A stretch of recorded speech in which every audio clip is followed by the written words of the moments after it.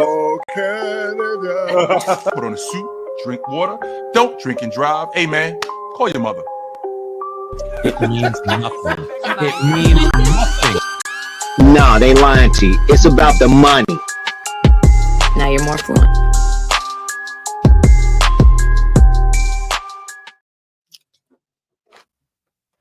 Yo, yo, yo, yo. Mm-hmm. What is going on? There's an earthquake. My walls are shaking. Uh-huh. There's banging noises everywhere.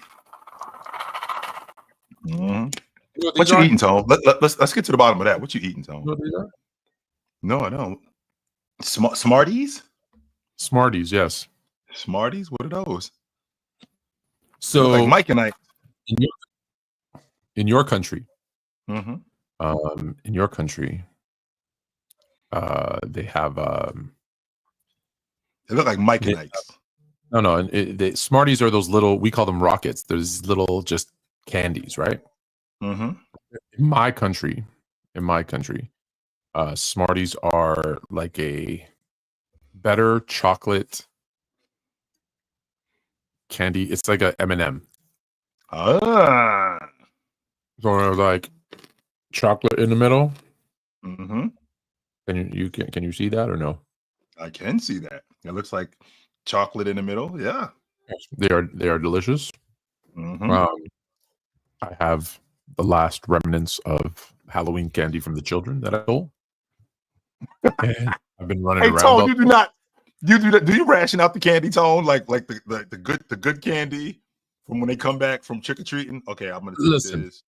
I'm fortunate. And I apologize. I'm moving stuff around. Like it has been a crazy hectic day.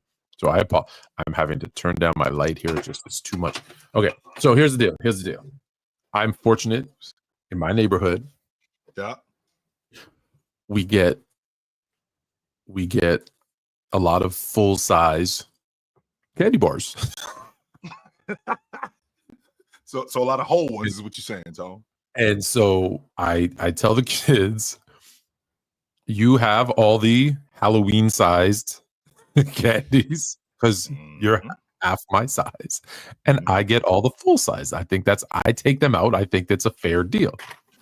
So you get the kid size candies. I get the adult size candies. Is what you're saying?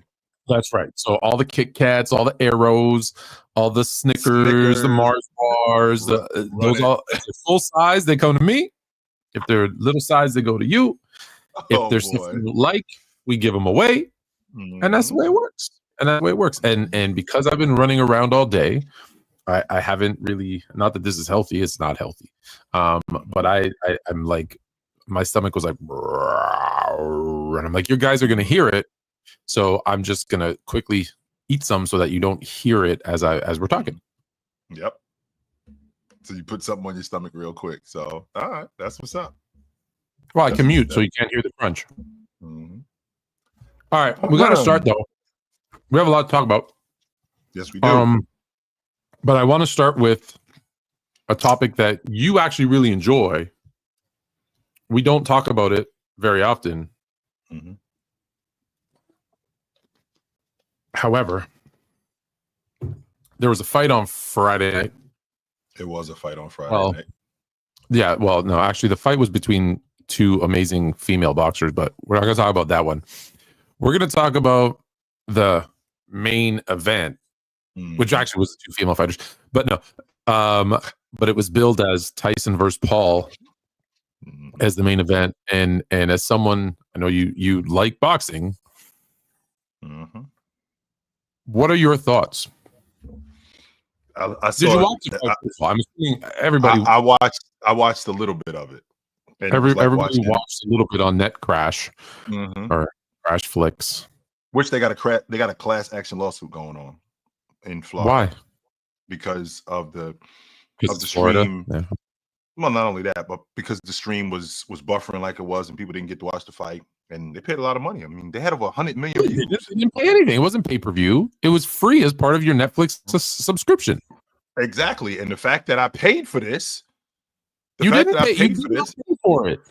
Oh, 100%. I paid for Netflix. And the fact that you If you already broadcast have the tone, Netflix, listen, if you said I only signed up for Netflix that day to watch the fight, I think you have a case. However, if you already had Netflix, it's a bonus thing that, okay, they were having issues, but you go back and watch it the next day. well, that apparently You may some not be ready people for aren't live that- TV, but no one is given there's no judge that is going to give them money to say that. Why? Because so let me ask you this: if you're watching, my son right now is over on the other side of this wall here watching Infinity Wars. We're going through every Marvel movie in order. If it starts to buffer, we can sue Netflix because he didn't have a first-rate experience. Well, just so be clear, Tone, my cable company's Xfinity, when the not the storm had already passed. This was years ago when I first moved in here, and this is the playoffs were going on. With the playoffs going on, my cable company, they had a problem with what was going on with my cable. So for like 3 days, the cable was out, not because of the storm or anything like that, but I ended up, and I paid for cable, by the way. I paid for cable TV, but I ended up missing some playoff games Old, because of that. because you're old. Regular people don't pay for cable. Yeah, I ended up missing some playoff games. Well, Okay, that's different. Yeah, I ended up missing some playoff games because of it. Well, the cable company ended up reimbursing me on the bill, and they gave me 6 months of free NBA TV because of it. So I say that to say, when you pay for something, you expect it to work. And if you're telling me Netflix, who I'm paying you are providing a service. You said we have this. Okay, I'm paying you for this service. You don't have this. I'm paying you for the service. You don't have it. I feel like I should be compensated for it. That's the argument. Let me ask you a question. You watched the fight. At least I watched a little bit of it. Yeah, you didn't watch the whole fight of Tyson and okay. It was like watching. It was like watching both my uncles fight, and when they was in their 60s. I'm like, yo, what am I doing? This is goofy. Okay, I watched the whole fight, and at least the main event, I didn't have any buffering at all. I didn't either. I didn't have any problem. I watched the first 3 rounds. That's what I watched. Okay. Oh, Yeah, well, you watched the only good 3 rounds. Like good relative to the other 5. Do you think it was 3 rounds? You think it was scripted? Yes, I do think it was scripted. 100% from the beginning. Yes, right from the beginning. I think Mike Tyson, to be honest with you, as the fight went on, that's why I turned it off later on, because he obviously looked like he was running out of gas because he's old. So I'm old, and I'm too old to be doing this. With that being said, the first couple of rounds, he looked sharp, and he could have really went after Jake Paul. But it looked like, I can't do this, because if I do this and I hurt him, it's going to look bad and I might not get paid. So he stopped and he chilled out, which I understand that. But when we hear Mike Tyson, we think Mike Tyson. Yeah. We think the old Mike Tyson, but that was just old Mike Tyson. That's all it was. That wasn't the old Mike Tyson. That was old Mike Tyson. And we expected something different. And the old Mike Tyson versus old Mike Tyson. And that's what we got. We got old Mike Tyson. We didn't get the old Mike Tyson. No, we didn't. We got old Mike Tyson. And there was no reason to there was no reason for me to keep watching it. No, he wasn't nearly the boxer he used to be. He wasn't as sharp. His jab wasn't as crisp. His footwork wasn't that. And the reason why I told is because I'm almost 60. That's usually what happens when I get old. And, I don't have what I used to have. And I'm going in here with this kid who is 23, 25 years my senior. I'm going to look old after a while. So I'm good. Yeah, I was good. So the first 2 rounds gave me some hope, because I saw Mike training, and I saw how, his punches still looked right. Like his footwork wasn't what it was. Of course, he's 58 years old, but he still had quick hands and power. Power is the last thing to go. And so in the beginning, I saw that, and I was like, based on what I saw in the training, and then what I saw, that I was like, okay, this is they're calling it a sanctioned fight, but it's an exhibition, and they put on a good show. Mm-hmm.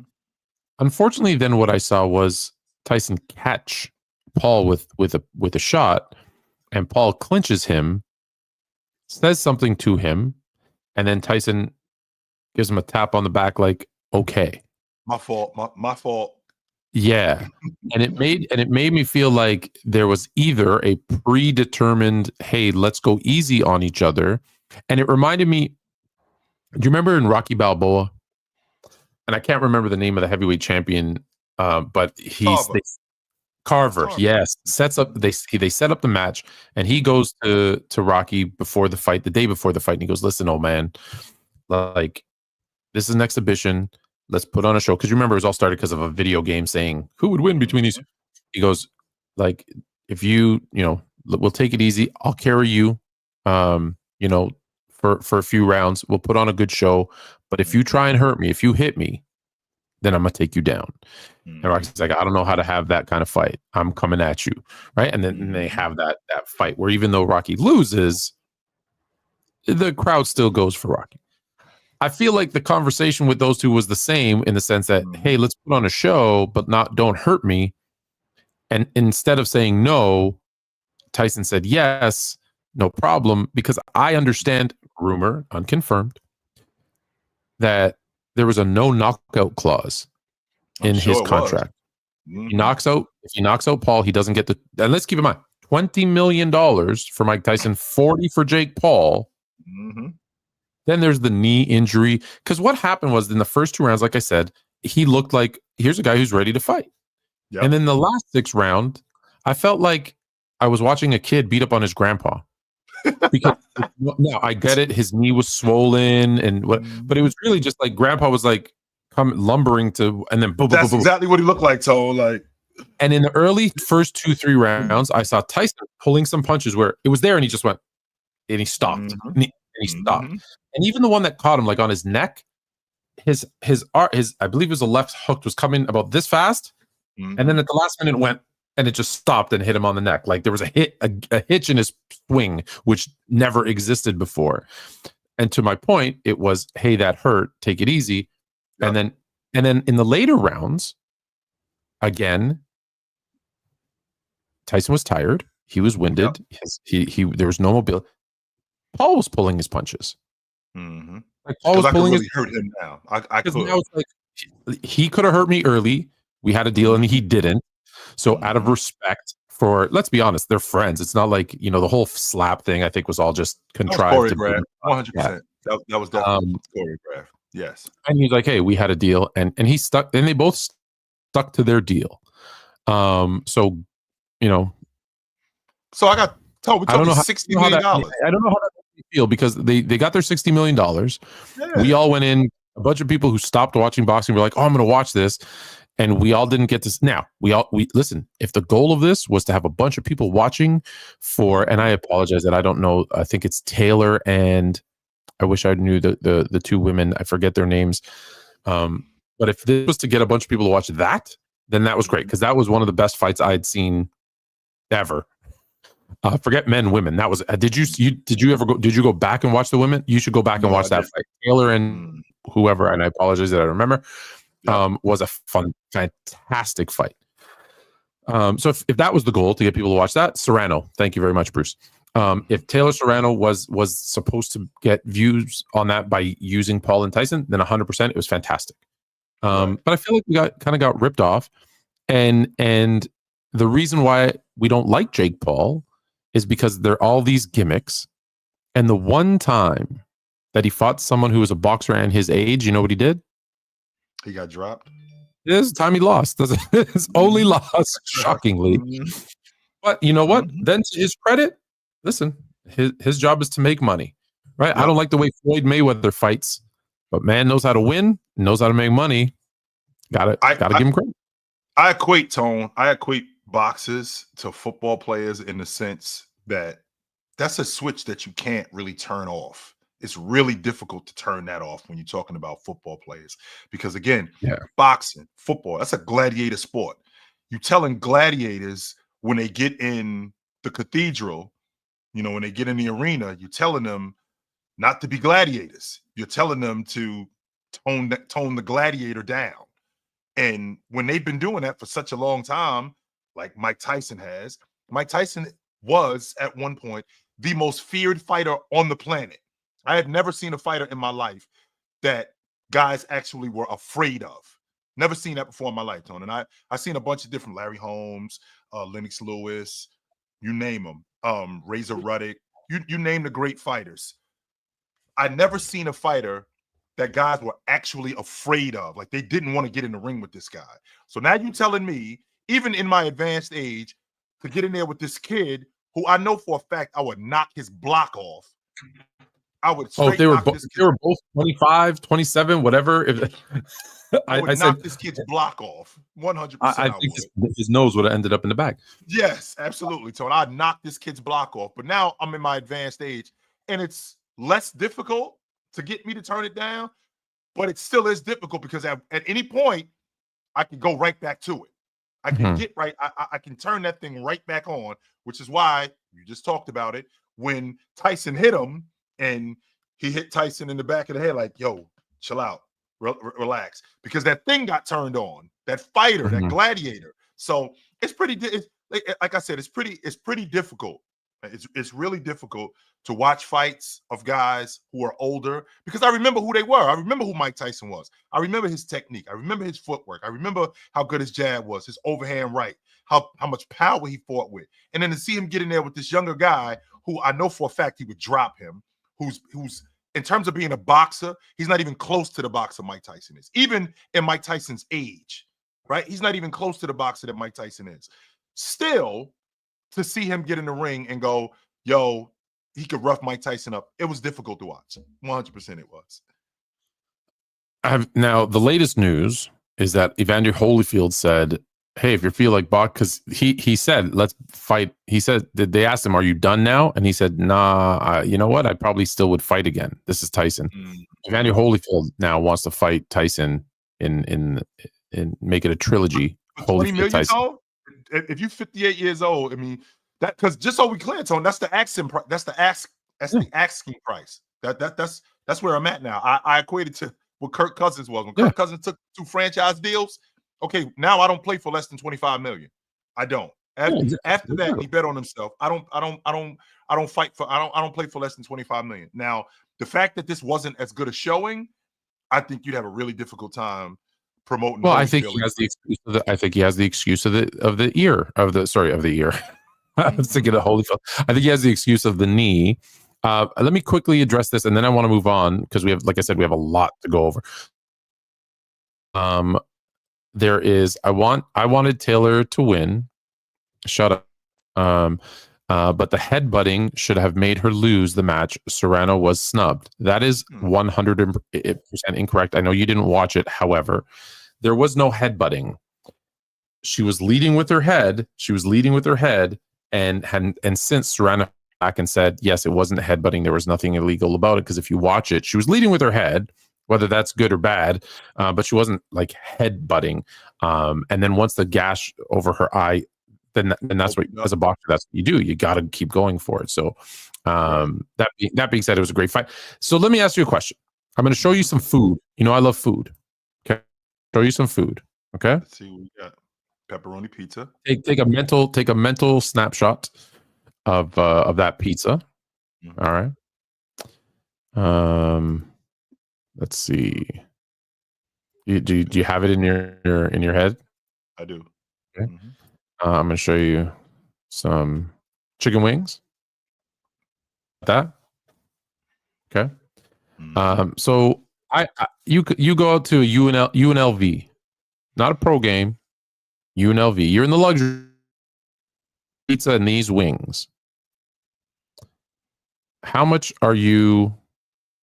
What is your expectation for what you think in a private box? Keep in mind, but you're at UNLV. What is your expectation that you would pay for those two items? I didn't know that. Remember, games, everything is through the roof and blah blah blah. Well, like you just said, that. Okay, I went to go see UNLV, and I'm in a box, right? Private is that box, where I'm at? Absolutely. I thought that was part of it, but just to say for the sake of argument that that's not a part of it, and I got to pay for that. I don't think that I'd have to pay. I think I'd have to pay probably for the pizza and the wings. Yeah. I'd say what, $25 maybe. $653.18. No. Are you kidding me? $300 for a pizza? $300 that pizza. That was an actual picture of the pizza.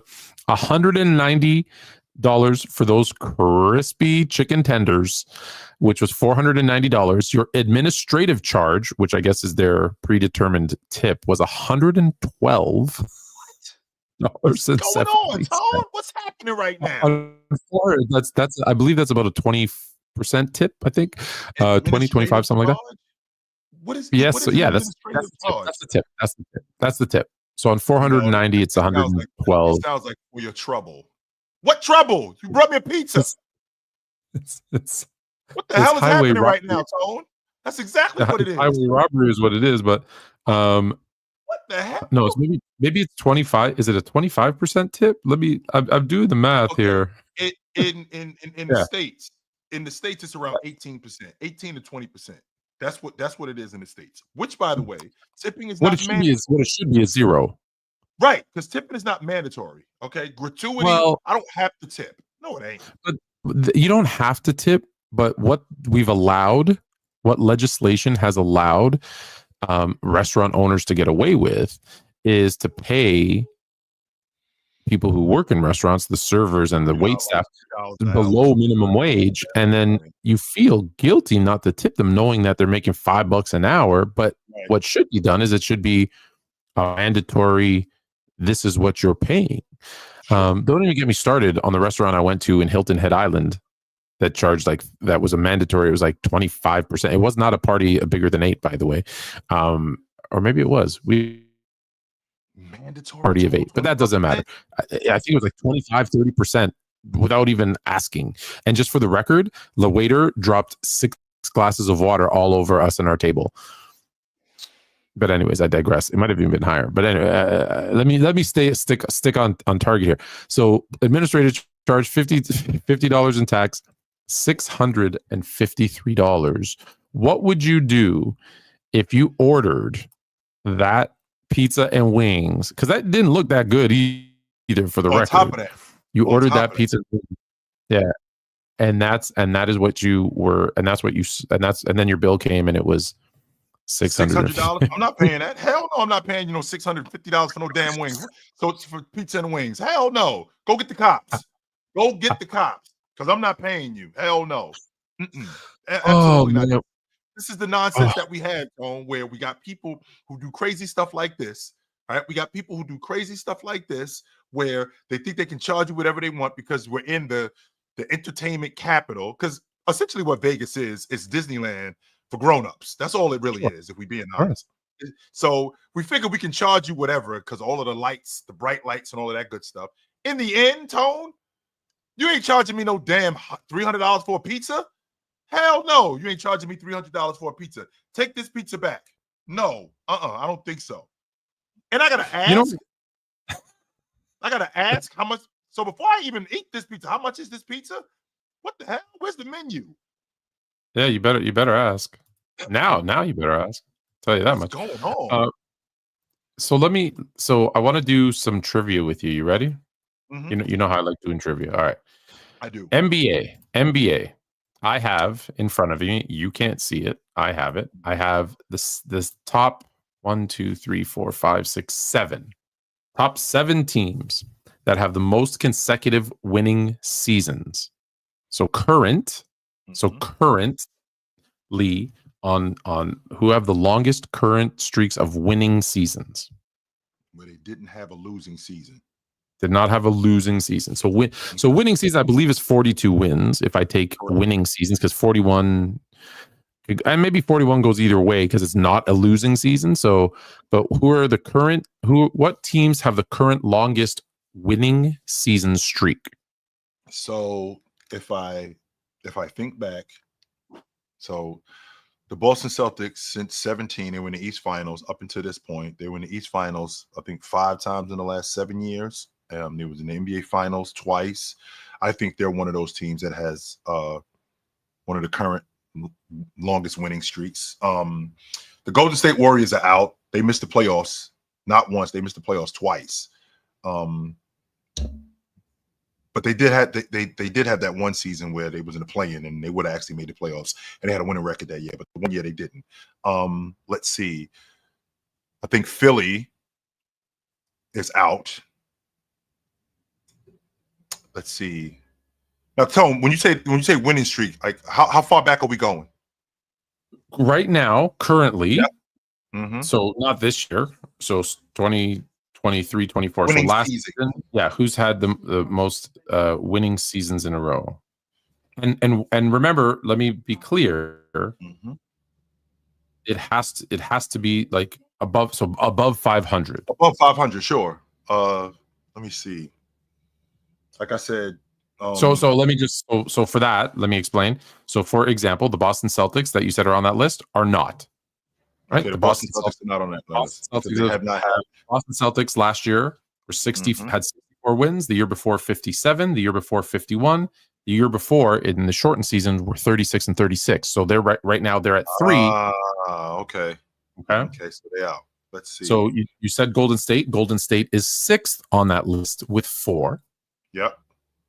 So they are on the list. I thought Golden State was out. Yeah, Golden State is on the list. Yeah, okay. They're numbers. They're tied for 7th with another team with 4. So that means that Milwaukee's on that list too. Then Milwaukee is 2nd on the list with 8. Milwaukee is on that list. Toronto's not on that list. Toronto is not on that list. Toronto's not on that list. Let's see. The Lakers aren't on that list. The Lakers are not on that list. I'm thinking about Western Conference teams more than anything. Eastern Conference teams, the Knicks aren't on that list. So I'll tell you, there are 1, 2, 3, 4 Western Conference teams. You've mentioned the Golden State Warriors. There are 3 Eastern Conference teams. You have mentioned the Milwaukee Bucks. I did mention the Bucks. Let's see. Since 2020, I think the Miami Heat have had a winning record. The Miami Heat are 5th on that list with 5 consecutive. Yep. Let's see. Who else am I thinking about? When I think about, I think Philly's on that list too. Philly is on that list. They are tied for 3rd with 7 consecutive winning seasons. Seven consecutive winning seasons. Let's see. It's not Brooklyn. Brooklyn is out. Brooklyn is out. Yeah, Brooklyn is out. I think Dallas is on that list too. Dallas is not on that list. Oh, Dallas isn't on that list. The Clippers are on that list. The Clippers, aka the Buffalo Braves, are not only on the list, they are number 1 by far, by far, with 13 consecutive winning seasons. The Paper Clips are number 1. Milwaukee, as I mentioned, number 2 with 8. So 5 more they are leading are the Buffalo Braves. Paper Clips. The Paper Clips. Do you want me to give you the list? Since you got number 1 now, Phoenix and Golden State tied in the bottom with 4 consecutive. Miami coming in at number 5 with 5. Like I said, Miami. Philadelphia and Denver tied for 3rd with 7. Milwaukee in 2nd place with 8. This year might break that, by the way. And the Paper Clips, number 1 with 13 consecutive winning seasons. For the record, the team that one of only 4 teams that has never made an NBA final ever. Not as the Buffalo Braves, not as the San Diego Paper Clips, Sound Clips, whatever you want to call it, not as the Los Angeles Paper Clips of Anaheim, nothing. Or Long Beach, wherever the hell they're living now. Listen, we got them out of our house, so I don't give a crap where they are. As long as they're not home, as long as they're not in my home anymore, we're good. So the Paper Clips. All right. I would have never. That was trivia question number 1. Trivia question number 2. Trivia question number 2. In Mm. all of major sports, so NFL, NBA, NHL, MLB, all the 4 major sports in North America. In the calendar year of 2024, only one team has 0 home wins. 0. They haven't won one game at home. Not one home game this calendar year. Can you name the team? In this calendar year. So when I think about pro basketball, the Washington Wizards. No. Nope. Okay, not the Washington Wizards. Let's see. All of the major league sports. Pro football. It's not the Cowboys, because I do think that they won at home once this season. Who did I remember them? I do remember them beating somebody at home. It's not the Bears. Not the Bears. Not the Bears. You know what? I will take the Cowboys. I will take the Cowboys. Yes. You just made the list. Oh my God. They have not won one game in their stadium this season. Fire everybody. Everybody gotta go. So get everybody out of here. When I say fire everybody, including him, Jerry Jones Jr., Jessica Jones, Jermaine Jones, John Jones. I don't get John Bones Jones, all the Joneses, all of them, Mr. Jones, McCarthy, Prescott. Everybody must go. All of them. What a terrible franchise. Okay. Set this thing on fire. I can't believe how bad the Cowboys are. I can't. This one is crazy for me. And this one's not a trivia, but it's our last thing about football, and then we're gonna get into, because we got some good basketball stuff. Mm-hmm. In the last 10 years, check this out. In the last 10 years, let me move that banner. In the last 10 years, here are each of the teams that were last to get their first loss. Let me say it another way. These are the teams that were undefeated for the longest period of time going in that season. Okay. Starting in 2015 was the Carolina Panthers. They started the season 14-0, lost in the Super Bowl. Yep. The next season, Minnesota was 5-0. No. Missed the playoffs. They started the season 5-0 and missed the playoffs. Garbage. The next year, 2017, Kansas City starts off 5-0 and they lose in the wild card. Yep. The next year, the Rams start off 8-0, lose in the Super Bowl. In 2019, your 49ers and the Patriots both start the season 8-0. The Patriots lost in the wild card. The 49ers lost in the Super Bowl. I know it still hurts you. In 2020, the Pittsburgh Steelers started off 11-0 and lost in the wild card. That's actually ridiculous.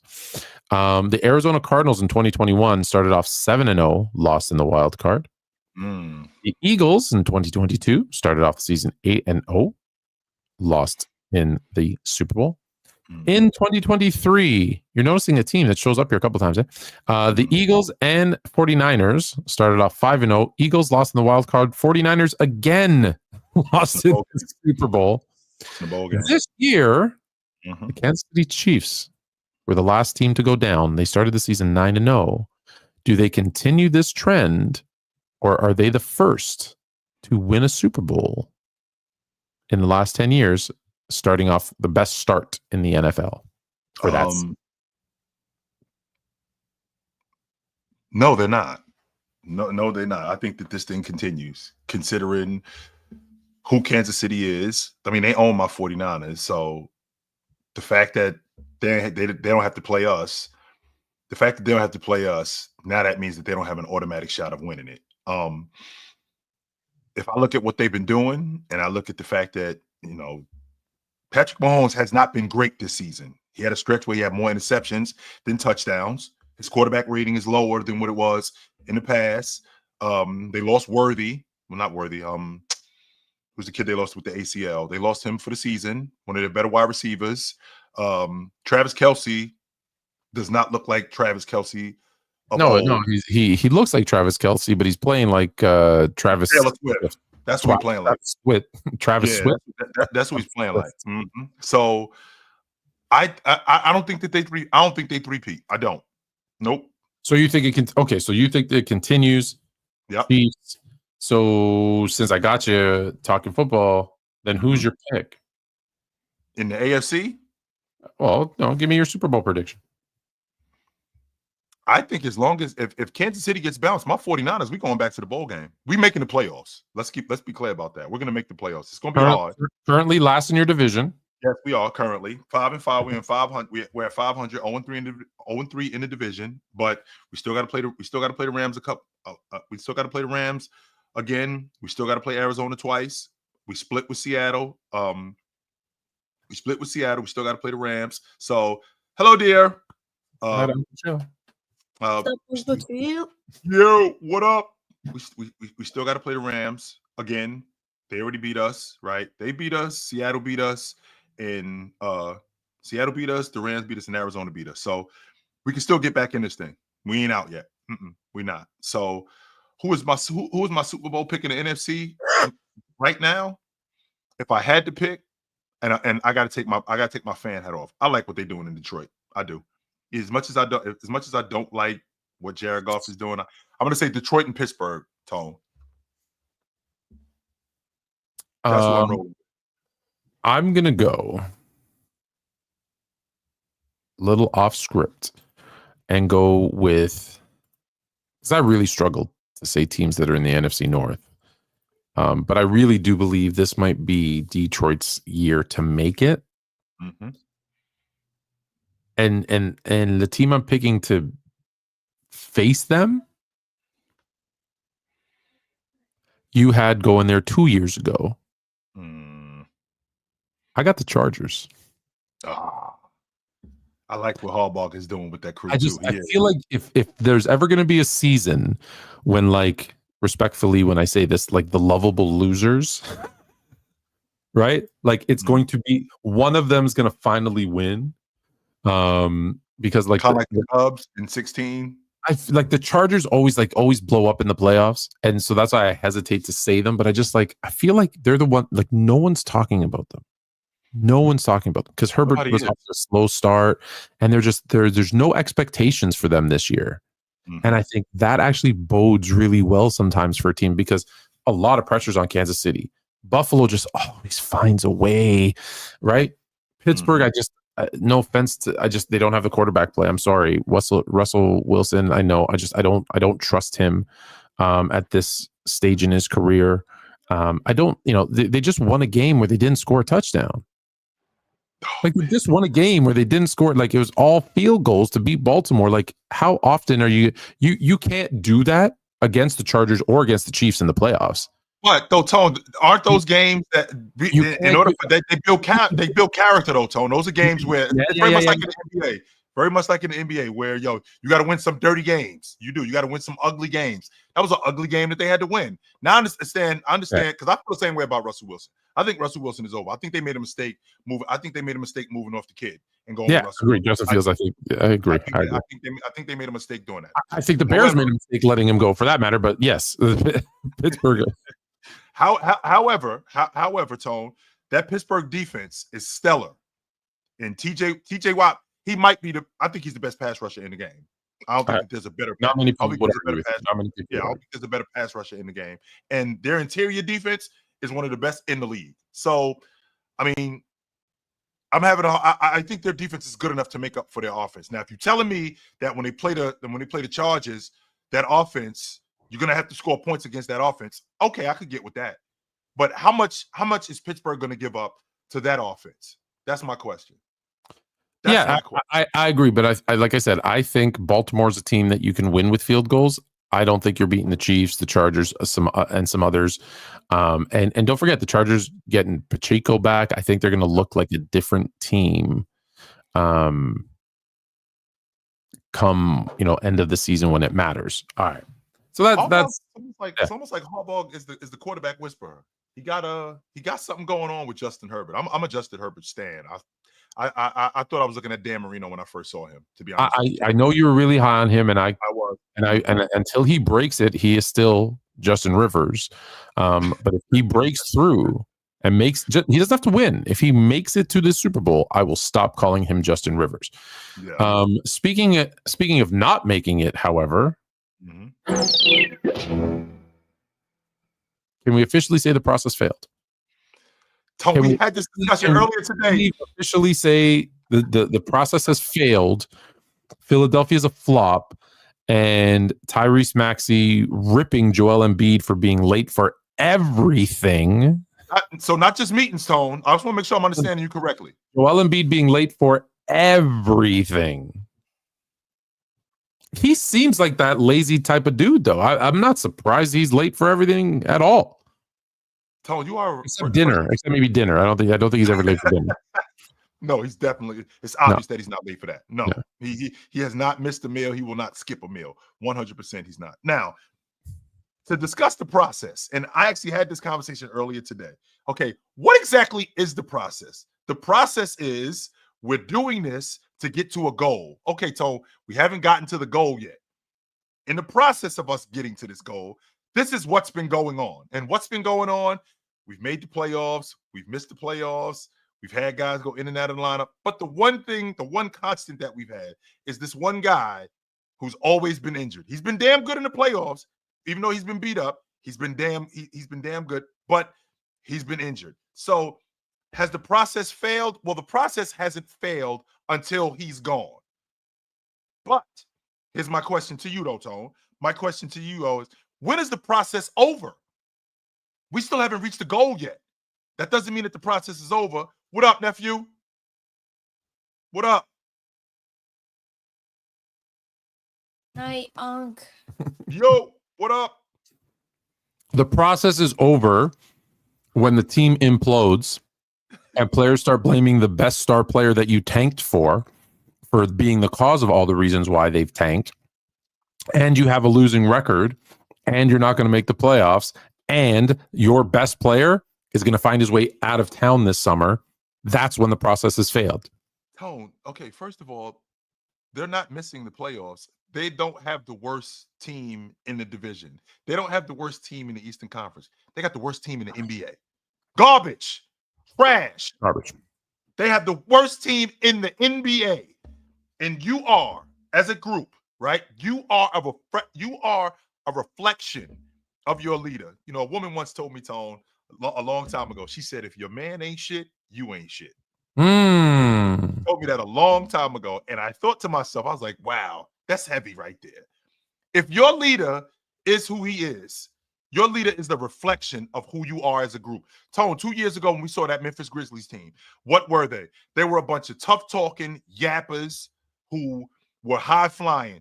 That's who their leader was. I'm fine in the West. I'm good in the Western Conference. That's who their leader is. If you got a soft team, more times than not, probably got a soft leader. If you got a tough team, more times than not, you got a tough leader. So in the words of the late, great Kobe Bryant, he told us this a long time ago. You have to be able to have those tough conversations, because what's going to happen is you're going to run into a team that has a leader that's not afraid to have that conversation, and you're going to lose. So to hold Joel Embiid accountable for what he's been doing is necessary. I shouldn't have to do this, but I tell you what, I will, because nobody else around here is going to say it. We got to wait for you for the team bus. We got to wait for you for the team plane. We got to wait for you for practice. We got to wait for you for meetings. Everything that we do around here is because we're waiting for you. Now, if you think about it, Tone, think about what they do as a crew. Everything that they do on that crew is predicated on Joel Embiid. They run the entire offense through Joel Embiid. Their defense is predicated on Joel Embiid. Everything that they do. So now, if you look at what this group is going through with injuries, how bad they are, that's a reflection of their leader. And because their leader is who he is, this team is who it is. Now, you out on Joel Embiid in the aspect that you think that this summer he's gone. Even though he just signed an extension. He's I gone. believe two things. I believe availability and leadership and opportunity are three components that we never talk about that I believe, and you know my bar is set really high for a lot of things, and here's another one. I believe that those three things are necessary to be a superstar. He does not have the availability. He does not have and listen, I get it. Injuries are injuries. I'm sorry, you don't get a pass because you're hurt, right? That just makes you a what if. So if you don't have the availability, and I forgot my three things already. If you don't have the availability, the opportunity, and what was the third thing? I got to rewind the tape. What was the third thing I said? I was about to say that right now. I want you to hold that thought because I'm going to rewind the tape to availability. I'm having a hunger. Hold that thought, Tone. Hold that thought, Tone. Yep. There it is. There you go. I didn't hear it. What? Availability, leadership. leadership. Thank you very much. And opportunity. So if you don't have availability, leadership, and opportunity, you can't be a superstar. So let's look at Joel Embiid. Has he had the availability consistently every year? No. Not when they need him most, right? No. Has he been a leader? Well, no. We're finding out no. And opportunity, has he been on a good enough team to lead them in deep playoff runs? And the answer is yes, he has. Yes. And they've never made it past the second round. They had no business losing to Atlanta in 21 in the East semifinals. None whatsoever. So when I say I look at superstar, so when I say there's 2 to 4 superstars in the league at any given year, it's because do they have all three of those things? Right now, Giannis isn't a superstar for the simple fact that he's not on a good enough team. They don't have the opportunity. They don't have the opportunity. Is he a good leader? Maybe, although I do question his leadership. What about his leadership? You question, Tone? Because when I think about Giannis, I think Giannis is the consummate leader. I think he brings it every day. I think he shows up every day. I think he holds himself accountable, and I think that he holds other people accountable. He won't tell you to do anything that he won't do. Nothing. I think that's the epitome of a leader right there. I think Giannis is immature. I think that he can be selfish.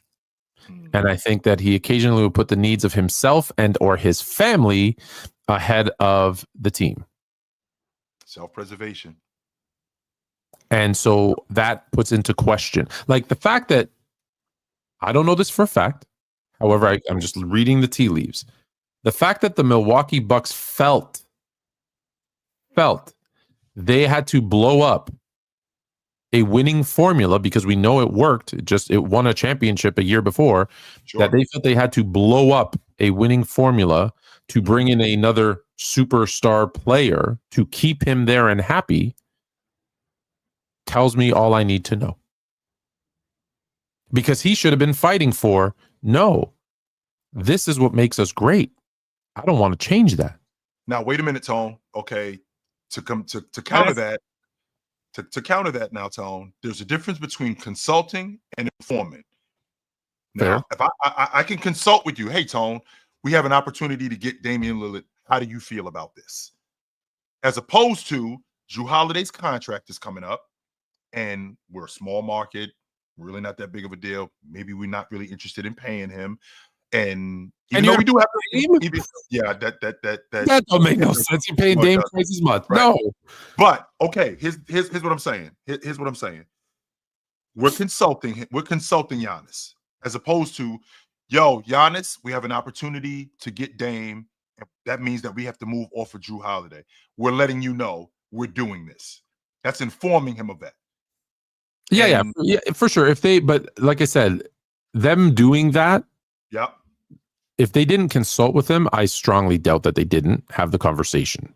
Right. If they just informed him, okay, but even still, Coach is pushing the right buttons to get you to win games. You don't really like it, but you're winning games. You stand up for the team and you say, it's working. Let's make it work. But here's the difference, though, Tone. Giannis has never struck me as, having his hands in the front office. That's never really been his thing. Not in the front office, but no, I disagree. Why is his brother on the team?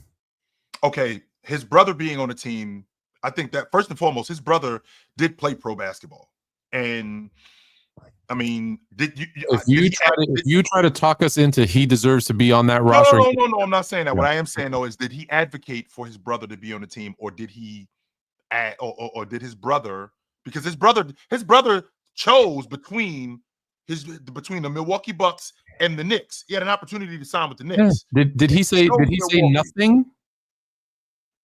I mean, they offered him a contract, 100%. No. Did Giannis say nothing? I don't think he. No, I don't think. Then he's dipping his fingers into it. Now, to what extent, that's different. But that's where I'm at with it. Yeah, let's get back to the Sixers. Sure. But my point was, being in the basement, you don't have the opportunity, right? Like, you can't say I'm a superstar and miss the playoffs. I'm sorry. Right. You not that season. Let's be clear. I'm not talking holistically for your career. Right. He's clearly a superstar. He's going to go down as one of the greatest of all time. Top power, one of the top power forwards of all time, or small forward, whatever position you want to put him in. He's all of that and a bag of potato chips. Okay. But this season, he is not. I can't consider a guy who doesn't make the playoffs a superstar. Superstar talent, maybe superstar numbers, all those. Not a superstar player. Was Kobe? So Joel Embiid. Joel Embiid's what? A great center. Cool. Is he a leader? No. Is he available? No. Does he have the opportunity? Well, he did, and he didn't do anything with it. So it's time to move on from him. Because he can't be, he's proven he can't be the best player on a championship team.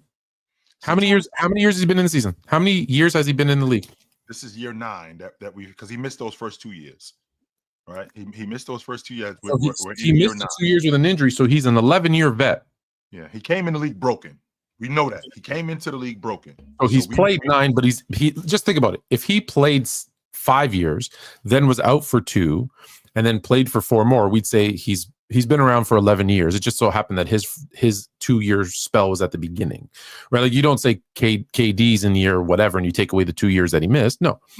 So he's been NBA eligible for 11 years, and he has had great players around him. He has had great coaches around him. He has had everything you could ask for. Now, is it perfect? No, none of them are perfect. Right. And he's never made it out of the second round. So 11 years, you've shown me. You say this all the time. Once someone shows you who they are, believe them. So he's not the number one on a championship team. That doesn't mean he's not a great player. He absolutely is. He can do everything. He has, from a skill, talent perspective, almost no flaws. He's just not a guy that could be the best player. And then listen, there's a lot of players that just can't be the best player on a championship team. It's okay. There's nothing wrong with that. There's 25 players that are leaders on their team that can't do that. I feel like I feel like I've seen this movie before, because this happened to Olajuwon, Tone. This happened to Olajuwon. But Olajuwon went to the finals. Yeah, 86 he did. Yeah, player 1A, 1B in year 2. Yeah, he did. So he showed us early that he could. Then he went through a stretch where he couldn't. But let's be honest, we look at the roster. Did he have the opportunity? I don't know that anyone would be saying that was a great roster they built around him. Even in 94-95. Okay, 1 year. In 94-95, would you have picked that team to make it to the NBA final?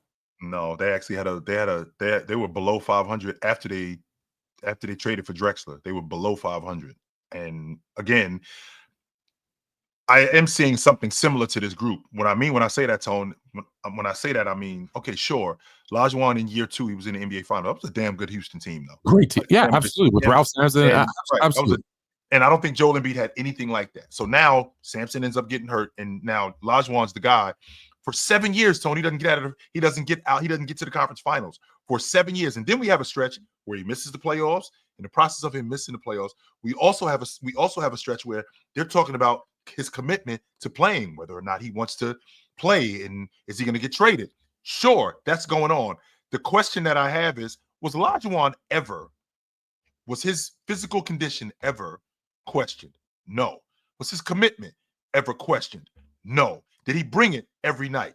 Yes, he did. That stuff was never questioned when it came to Olajuwon. I felt like I'm seeing something similar. Did you ever hear a teammate say he shows up late for everything? Never. That was never. I never heard anybody question Olajuwon's professionalism. However, from the standpoint of Joel Embiid not being able to get to the conference finals, Olajuwon has something similar to that, where he wasn't able to make it out of the second round for 7 straight years. What did he do in year 10? He won the league MVP. Won the league MVP, was the defensive player of the year, won the NBA championship, won the finals MVP. What did Embiid do in year 10? Well, we haven't gotten to year 10 yet. Yes, we have. Year 10 since he got drafted. Well, so that was last year. Okay, so last season, I mean, he got hurt. He was having an MVP caliber season where had he not gotten hurt, he probably would have won the league MVP. But he got hurt, broke down, and then he got busy in the playoffs. But he got hurt and he got bounced in round 1. That's what happened. Right, bounced in round 1 again. And how's he doing in year 11? He looks like a shell of himself, Tone, to be quite honest with you. And I'm tired of hearing the logic of he needs to rest. And how am I going to get in shape if I don't run? How am I going to get in shape if I don't play? He load managed game 1 of the season. He's been load managing since the season started, Tone. He load managed game 1. He told you before the season started he is never going to play back-to-backs again. Now, I think that's an exaggeration, Tone, because I don't think that we're being fair here. Okay, if we got to be fair now, Tone, because I think that was something that they discussed. I don't think Joel Embiid went into the front office and said, "Hey, I think a good idea is maybe I shouldn't play back-to-backs." You know what, Joel? That is a good idea. You probably shouldn't play back-to-backs. No, I think that they had a conversation about this where they may have suggested it. The doctors they were coming up with things to figure out how to get him to be the healthiest that he could possibly be come playoff time. And I think this was one of those things. And I think that of all the things that they came up with, this is probably the best course of action. Joel Embiid comes out and says, I'm probably never going to play back-to-backs again in my career. That sounded bad. Instead of him coming out and saying, as a media personality, as a media guy, him coming out and saying, we've discussed, because of my injuries and because of my injury history, we've discussed that it's probably the best course of action that I don't play back-to-backs. Instead of saying, I'm not playing back-to-backs, because you know what that sound like? That sound like, I'll come to work when I feel like it. Even though that's actually what's looking like is going on right now. It looks like he's doing that because Tyrese Maxey, who, by the way, doesn't have a history of injury. Tyrese Maxey, I don't remember him having a history of injury, only except now he's on his crew with Joel Embiid. He's breaking down. What's going on in Philly? I think that you're a reflection of your leader. That's why we having what we having with him. So would we agree that he's not a great leader? Yes, we will 100% agree on that. So what makes a good or a great leader? Number one, consistency. I can't lead unless I'm here every day. We could start there. I'm here every day. You see me every day. Number 2, my work ethic. You see me here every day. I might not have the same thing I had yesterday or a couple of days ago, but you see me here every day. You see me putting in the work. That's number 2. Number 3, accountability. When I'm wrong, I give it up. When I'm wrong, I am absolutely call me on it. Don't let me off the hook if I'm wrong. And the same goes for you. Number 4, which is the most important thing, I'm not going to tell you or I'm not going to ask you to do anything that I wouldn't do first. Nothing. So if I'm accountability, consistency, hard work, accountability, consistency, hard work, and more importantly than anything, do what you say you're going to do. Do what you say you're going to do. So who are those guys in the NBA right now? Who are those leaders in the NBA right now? I think we have a number of different leaders. I think Mike Conley is a really good leader. Let's see. I think Jason Tatum is a good leader. He shows up every day. I think Donovan Mitchell is another good leader. Let's see. I think Joker is also a good leader. James. I think James is a good leader. I think Anthony Davis is becoming more of that on that crew. Yeah, I think Anthony Davis is becoming more of that on that crew. I think Jalen Brunson is a good leader. I think De'Aaron Fox is a good leader also. Just accountability more than anything with these guys.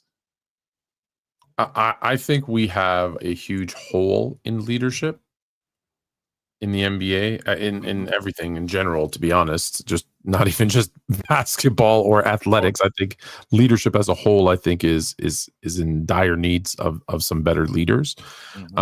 However, let me not be a complete old head. I don't necessarily think it's all the leaders' faults or the people attempting to be leaders' faults. Sure.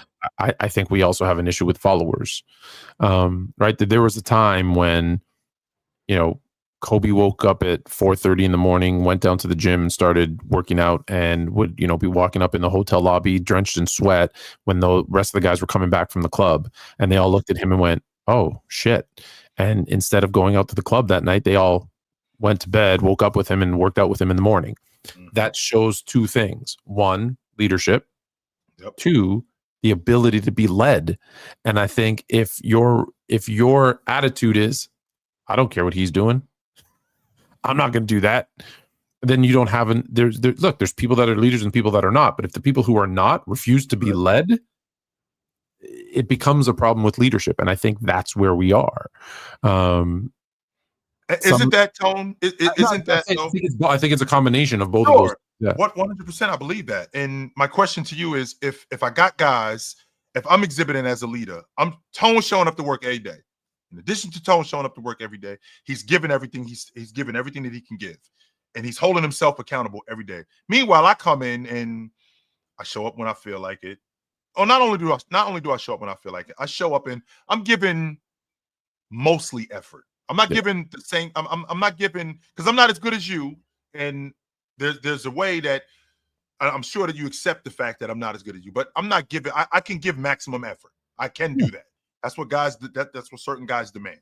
Sure, but I'm giving most effort, and because I'm doing that, and whenever you tell me something, it's kind of going in one ear and out the other. So with that being said, maybe I don't think that now we're at a point where this is a leadership issue, because you are holding me accountable. Now we got an issue where maybe this dude shouldn't be on the crew. He's holding us back. Maybe I'm the problem. We don't need guys like me around. Why don't we need guys like me around? Because the leader who's doing what he's doing and everybody's jumping, everybody's falling in line. Because again, Tone, when you're talking about a leader, at some point, these guys are going to get in line with the leader. And if I'm not getting in line, I'm holding us up. I'm straight holding us up. So I think that I think that in addition to it being a leadership issue, I also think that to your point, the followers, if they don't get in line, they got to go. They have to go. No, I agree. And it's 107, 102. I see you looking. Cavs just scored. I am multi-purpose. I could do more than listen. We still watch games even when we're doing this, but yes, we do. Nobody else seems to be watching any games. And I got to ask you, is it something wrong with the NBA? And we can talk about what's wrong if it is. Yep. And that's why Noah's watching. Or do you agree with Adam Silver, who just says, well, between the election and football and birds not being real and the flat earthers and, everybody watching Fluent Chill, NBA ratings are down, but they'll come up again. Mm-hmm. I think that they will come up again, but I do think this is a problem. And one of the main reasons why I think this is a problem, Tone, is because we don't have that guy. I think that the NBA has pushed certain guys ahead, and those guys haven't been that guy. And we haven't found that guy yet, that household name where we can go, okay, this is who we're building our league around. We tried it with. There might be that guy, but he doesn't have this. The guy has to also have the personality to have that mantle. Sure. And I don't think we found him yet. Like if Jason Tatum. Yep. With that smile, and with the Boston Celtics was averaging the numbers that Jokic was averaging, we'd have a personality, a face, a name of the NBA. The problem is it's Jokic, and half the people are like, well, he'd rather ride his horse than play in the NBA. Right. And he's just not that personality. LeBron is old. Let's just call it for what it is. Let's Luka doesn't even look like Luka. He's fat and out of shape. Who's Ant isn't ready yet. He's too young. And let's be honest, I've talked to a lot of people that watch Starting Five. I don't know if you've seen I saw it on the show on Netflix. Sure, I saw it. And even the people who liked him like him less after seeing his personality. That's Ant. Ant, yeah. Let's just be honest. Like, he's a dick. Now, it's probably the reason why he is where he is, but that rubs a lot. To be the face of a league, yes, rubs a lot of people the wrong way. And let's be honest. This is a league that's crying for an American-born player too, right? So who else is there? I don't think we met him yet, Tone. I've said that to you a bunch of different times, Tone. I don't think we met him yet. And one of the things that I've recognized always when it comes to these guys being the face of the NBA, if we even go back to Magic and Bird and Jordan and Isaiah, well, a lot of those guys Bird was relatable. Bird looked like the guy from your neighborhood. Sure. Bird looked like the guy that you grew up with. Even though he's 6'9", you went to school with Bird, right? You hung out with Larry Bird. He's the type of dude that you'd be sitting in a bar having a beer. He'd walk in the bar and sit right next to you and have a beer. Magic's that guy who he always looked like he'd keep a smile on your face. Magic's smile was infectious. So you want to be around him. Even though he was from Michigan, he was very much LA, right? 100%. Like he would smile and everyone was like, I like this dude. I want to be around that guy. Yeah. I want to be around that guy. Then Jordan shows up. Jordan's got the charisma. Jordan's got the look. And the game. And the game. On top of that's the most important thing, Tone, because you can look however you want to look. If you don't have the game to back it up, none of this matters. None of this absolutely matters. We don't have Isaiah Thomas is another one, very much like Bird. I know Isaiah Thomas. I grew up with Isaiah Thomas. Isaiah Thomas lives in my building. I went to school with Isaiah Thomas, right? So I can relate to Isaiah Thomas. So we got guys in the league today. I mean, Tone, I'm 15 years old and the face of the league is a dude from Serbia. I mean, what do I know about a 6'11" dude from Serbia? Even though and by the way, Tone, he is awesome. Holy shit, this guy is incredible. Ridiculous. This guy is incredible. And let's be clear, a second round pick. Yes. Came out of nowhere. Right. 112, 105, 2 minutes left, I think. Sure. I think Cleveland's undefeated streak is about to come to an end. It might come to an end. I don't know. But to my point, Tone, I mean, I don't know anything about a Euro. If I'm 15 years old and he's 6'11", I mean, how can I relate to him? Jason Tatum plays for the Boston Celtics. I hate the Celtics. Now, don't get me wrong. We can use that. We can use that as fuel, right? As a league. Because I think you can, because people hated Kobe. Yes, we could use that as fuel. You can use that. Yeah. We can make him the villain. Sure, we can 100% make him the villain. But I don't think he has a personality. See, that's where the personality has to match. Yes. I don't think he can play the villain. No, that's the problem right there. That's it right there. Right, like he wants to be likable, but let's be honest, outside of Boston, nobody likes the Celtics. Now, I'm not just saying that as a Laker fan. Like, for the majority, most people that you talk to are like, I hate, other than the Celtics and I'll even use the Patriots and Patriots fans, everybody else in the country hates them. Forget the country, in the continent, maybe the world, because they're good, because they're great. Like, let's be honest, that's why they hate them. So can Wemby be that guy? Well, how do I relate to a 7'4" kid from France? I know, a dude that's 7.5 feet tall. That's French. Like, I honestly think Steph Curry, as much as LeBron was the best player, I honestly think Steph Curry was more the face of the league, because when you talk to the majority of kids and ask who your favorite player was, like kids that were born in that era, like kids who were going through like ages 8 through 15. Yeah. The majority of them say Steph's their favorite player. And why is that, Tone? Because he's relatable. He's 6 foot. He shoots threes. Well, I can do that. I can't be 6'8", 260 jumping through the roof. Like, that's not realistic. And although, there's some of that with Jordan, they were brilliant from a marketing perspective, because I want to fly like Jordan. I want to be like Mike. They used that personality, right? We couldn't do that. None of us could freaking do that. But we wanted to. But if I drank Gatorade and bought his Jordans and I could do that. And bought a ballpark Frank, it might happen. There you go. Still drinking Gatorade. Now you just even though he was still though 6'6", 210. Like he wasn't. If he looked like Karl Malone, I don't think that campaign works. No, it doesn't. Right, like Karl Malone's the big dude. I don't think that works. 6'9", 250 pounds. But in the NBA, Tone, you're a businessman. You can appreciate this.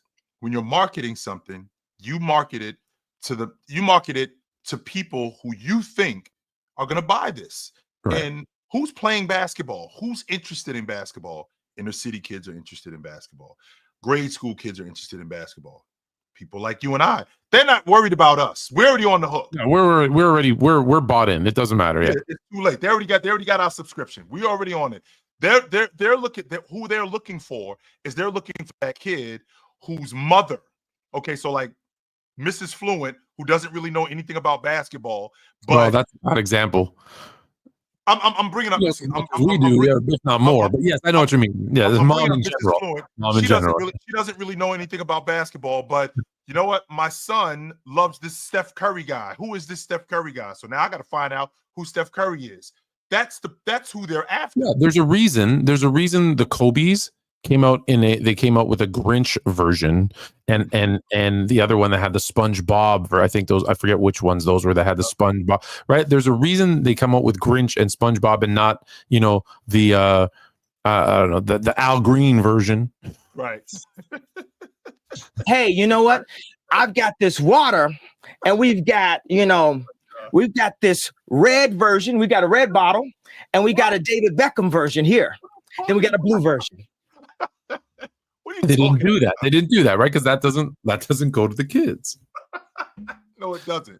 I just feel like I feel like, again, Tone, when you're talking about marketing, and when you're talking about marketing a product, you're talking about marketing it to a specific demographic, right? Basketball is, for the majority, in the newspaper, it used to be called Cagers because it was an inner city sport. It was in the inner city.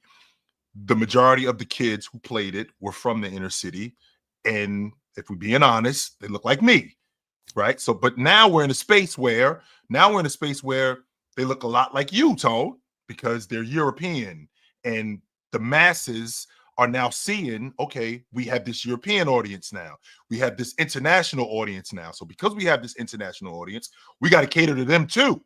We can't just cater to people who look like me. We can't just push Magic to the forefront. We can't push Jordan to the forefront. But I think that's a mistake. I think that's a mistake because I want to talk about other things too, because I don't think it's just that there's no face of the league, but I think what made the NBA popular was that the NBA was what it was. And this is our best player, or this is our face, or whatever. And we're going to push them to the forefront. And it changed culture. Like Michael Jordan, if you look at it, came out and everybody started wearing long shorts. Everybody started wearing short socks. Everybody started, unfortunately, playing ISO. Everybody started doing these things, right? Allen Iverson comes out and the bald head. Yeah. Allen Iverson comes in. And even though he's not the face of the league, he's super popular, super talented. And now everybody wants cornrows. Everybody's getting tats. Everybody's listening to hip hop. Like there is a push and pull between the NBA and culture. And I think if you go, and I don't know how much time you've spent there, but I go to Europe, especially then I used to a lot. Yeah. That culture, they didn't have to change what was happening in the NBA because they were like, oh, I like this stuff. Oh, I actually like listening. European guys like me were listening to hip hop, and they were, doing, and we were wearing our long shorts and our wristbands up at our forearm and all that stuff. Mm-hmm. And I think that is maybe part of the problem, is trying to cater to everybody else versus this is who we are, and everyone going, that's what I want. I like that. I think the authenticity is because now it looks manufactured, right? Like the game looks fixed. Like that's why there's so many people who say it's rigged, it's fixed, it's scripted, because it looks that way, right? We watch the All-Star game and nobody even tries. We watch, Luka stand there and watch his defensive man or the offensive player just like, oh, you have the ball, you're going for a basket. Okay, cool. I'll catch you on the flip. Right. It's not just him. It's just the most recent version. So we see that there's this lack of effort. We see the Boston Celtics, and you talked about the face. I'm going to talk about the game. Shooting more threes than twos. Boston averages 51 threes a game. And even if they made 100% of them, it's not an appealing form of basketball because everywhere else in the world doesn't play that way. And so it's like, okay, so they're going to jack up a bunch of threes here. I'll just watch the last 2 minutes. And I think that also isn't good for aesthetics. No, it's not. No, it's just not good for aesthetics. People don't want to watch. I think people miss the game when adults played. That's number one, because we got a lot of younger guys. We don't have nearly as many adults as they push the older guys. They push the older guys out of the league. 100% they did. Yes, they did, because the league went younger. So I think people miss the adults and they miss the familiar faces, the guys that they grew up with. Tone, you grew up with Magic, right? You grew up with Bird. And not only did you grow up with Magic and you grew up with Bird, you knew Magic was going to be on the Lakers for a long time. Yeah. You didn't think that Magic was going to be on the Lakers for 2 years and then he was going to end up somewhere else. No, he plays for the Lakers. Bird plays for the Celtics. Jordan played for the Bulls. And he's going to be there for Doc played for the Sixers. And I knew Doc was going to be in Philly for a long time. I knew that. So I get that familiar face. I have some of these people like that in the NBA now. Jason Tatum has been with the Celtics 8 years now, right? Jaylen Brown's been there 9 years. Steph Curry has been with the Warriors 15 years now. So we have some of that, right? Yeah. We do have some of that. Only except a lot of these guys are still the older guys. One, we don't see them as much. Two, they bounce around. So the familiarity and who they're building the league around today, they can't figure out who the face is. And if they were able to figure out who is the LeBron James of this next generation? Who is the Michael Jordan of this next generation? Who is the Magic Johnson? Who is the guy when I turn the TV on and I look at the NBA, I go, that's the NBA. Who is that guy? Because I can tell you who it's not, Tone. It's not Anthony Edwards. It's not Ja Morant. It's not Victor Wembanyama. Even though I think the league, and I've said this to you in the past, I think the league is going to be full of a bunch of Wembanyamas and Chet Holmgrens. I do think that, but I don't think that that's the face of the league right now. Yeah, and I agree with you. I don't think there is one. And I think missing the face, I think making mistakes in marketing, because we live in a society right now where we're trying to cater to the minority of people, meaning they're looking for a new group of people to get to watch it, and they're trying to attract that 10%. And you're like, but hold on, you're ignoring the 90% that are watching. And that's where the authenticity is gone. When I say minority, that's what I mean. I mean the people who aren't watching, like the casual fan. How do we get them hooked? Well, it's like, no, how you got the 90% hooked was by not coming after us. It was by showing us what you had. And we went, oh, I like that. Right? I like that. You know what I mean? And that's why we came in. You don't get, like, if someone comes to me and says, hey, Tone, I really like this for you, I'd probably be like, nah. But if I saw it and I'm like, and it was back on your wall there, and I was like, yo, Jay, what is that? I like that. I'm way more invested in finding out what that is and buying into it. The thing about what you said too, though, about the players moving around, I'm a Laker fan. I don't care who's on the Lakers. I'm going to cheer for the Lakers to win. I'm not a huge LeBron fan, but I'm cheering for them to win every game. I don't care what it means in the GOAT debate. I wanted him to win a championship every single season he was there. I'm mad that he didn't. That's part of the problem. However, people aren't like that anymore. People have a player and they follow their player around. You know what team LeBron James has played the longest for? Cleveland. This year, the Lakers will tie that. Because he was 7 in Cleveland, 4 in Miami, 4 in Cleveland, and now this is year 7. Consecutively. Yeah. Of course, Cleveland combined for 11, but consecutively. If he starts next season with the Lakers, that will be his longest serving consecutive years with a team. Will be the Lakers. Nobody else. It'd be the Lakers. He's been there. If he starts, and this might be a hot take for you, Tone. I think he quits after this year. I think he plays 2 more years. I think he's out. I think the next year and the year after he plays with Bryce. Unless, wait, Let me ask, what year did they say they're expanding? I think 27, 28. So hear me out. So he plays 24-25 for the Lakers, 25-26 for the Lakers, 26-27 for the Lakers with Bryce. 27, he's an owner of the Las Vegas Marauders. Midnight Marauders. What a great album by Tribe Called Quest. That's what I think. That's what I think. 1:14, 14 seconds left, down by 4. Do we have the same? Sorry, I should ask you first. Do you have the same thing? 14.2 seconds? Yes. Mm-hmm. I hate sometimes it's we're off by a second or two. And is that a flagrant foul? No, it isn't a flagrant foul. Nope, it isn't. Jason Tatum got busy tonight too. I have a difficult time with the logic that this guy isn't the best player on that team. Like I hear you guys all the time telling me that, Jaylen Brown did this, Jaylen Brown did that. Jason Tatum is clearly the best player on this team. And I don't mean just watching him tonight, because he can be inconsistent, as anybody knows. He could 100% be inconsistent, and he could give me, nights where it gets a little tricky. But he's the best player on the team. When he's on his game, he's the best player on this team. And I don't think it's a question. I don't. You just 121-17 final. Congratulations to the Boston Celtics. Cavs unfortunately lose their first game of the season. Mm-hmm. He is the best player on the team, but you just said it right there at the end. When he's on his game. Yes. And what do we look for as fans, as analysts? Well, we like the 80% when they're on their game, but we look at the 20% when they're off their game. And when he's off his game, like he started last year's finals and it looked like there was 2 guys that were going to win the MVP over him. And now one did, but you could have made an argument for Jaylen Brown and Drew Holiday. Right.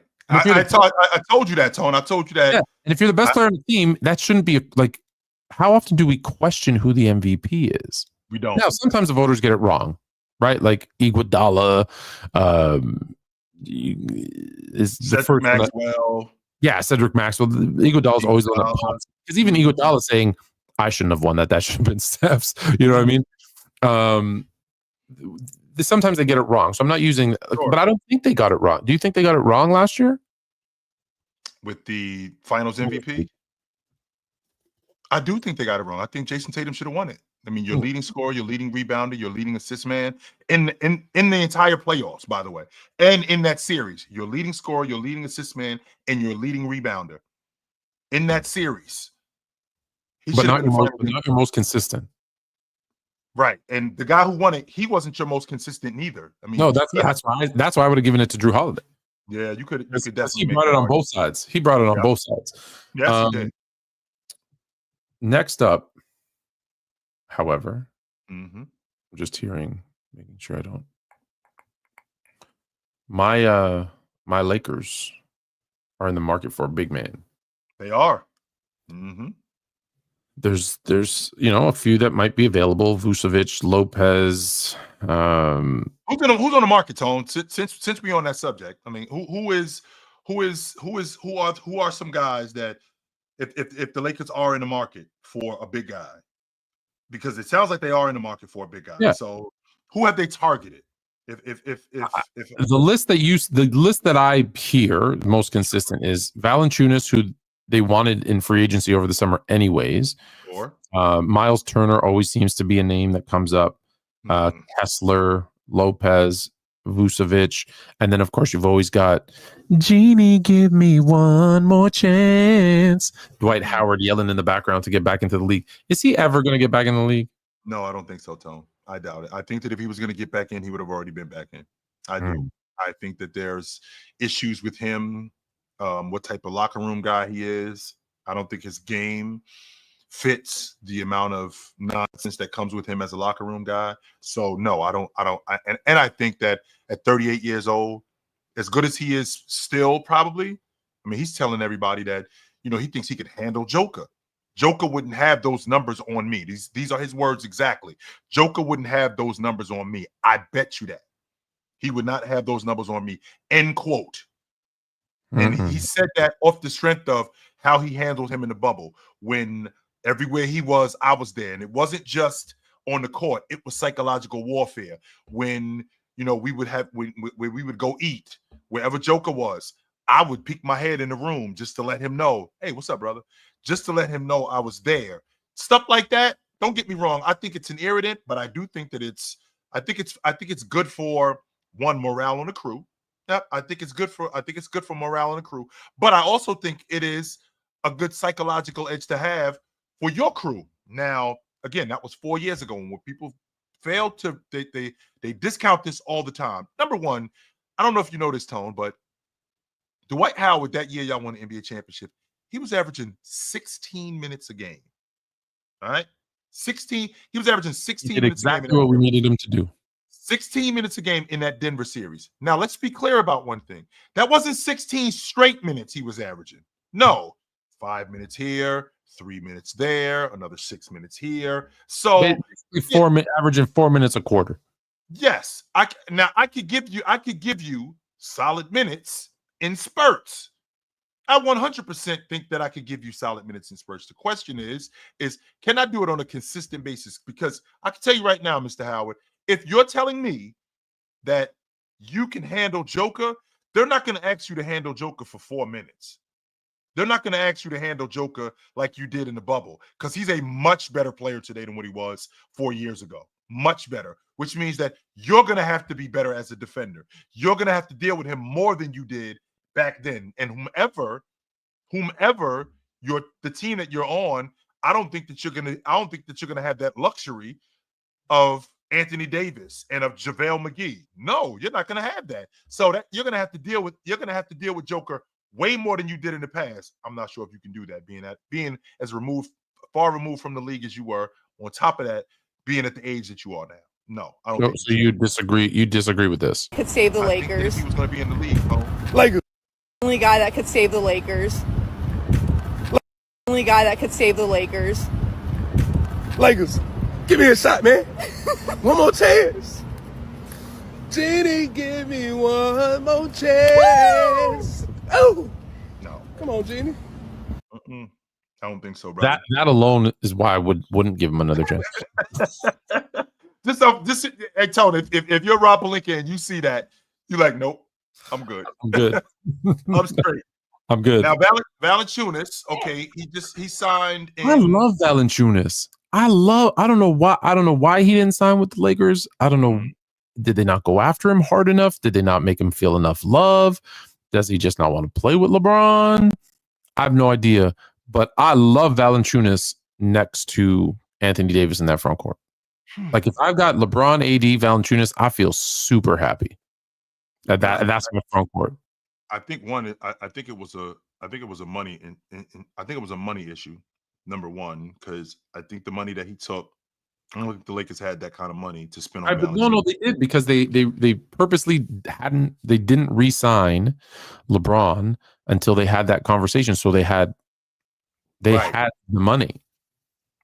So maybe it was him not wanting to play for the Lakers.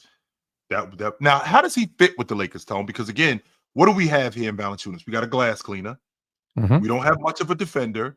We do have a guy who can knock down. We do have a guy who can play in the mid post. Yeah, he's extended his shot out at the beginning of his career. He couldn't. Now he's okay. Mm-hmm. We do have a guy who can play in the mid post, right? We do have a guy who can relieve Anthony Davis of some minutes at the 5 spot. I think you can even play with Anthony Davis and move Anthony Davis over to the 4 a little bit. Yeah, sure. I think that works. When you want to go big, right? You go Braun, AD, Valanciunas. When you want to go small, you slide AD to the 5, LeBron to the 4, and you bring in another guard. And yeah, I think it gives you some flexibility. I think the question that I have is, how much is this going to cost more than anything? Because again, Tone, you and I have had this conversation plenty of times. This new CBA deal and this second tier, you have to be very careful when you're bringing in players, when you have contracts, because this can cripple you moving forward. Cripple you. So a contract like Valanciunas, I think Valanciunas is on the books. I think that deal was for like $20 million over 3 years or something like that, over 2 years. Something like that. I don't think it's a huge contract, but I think the Lakers have to be conscious of that. Yeah, Is there another one that you think's a better fit? So the names were, and you can pick someone else: Valanciunas, Miles Turner, Kessler, Lopez. Okay, so let's run them down. So you told me about Valanciunas already. I don't like Miles Turner at all. So let's take Miles Turner off the table. Every year, I feel like every year, I think Miles Turner.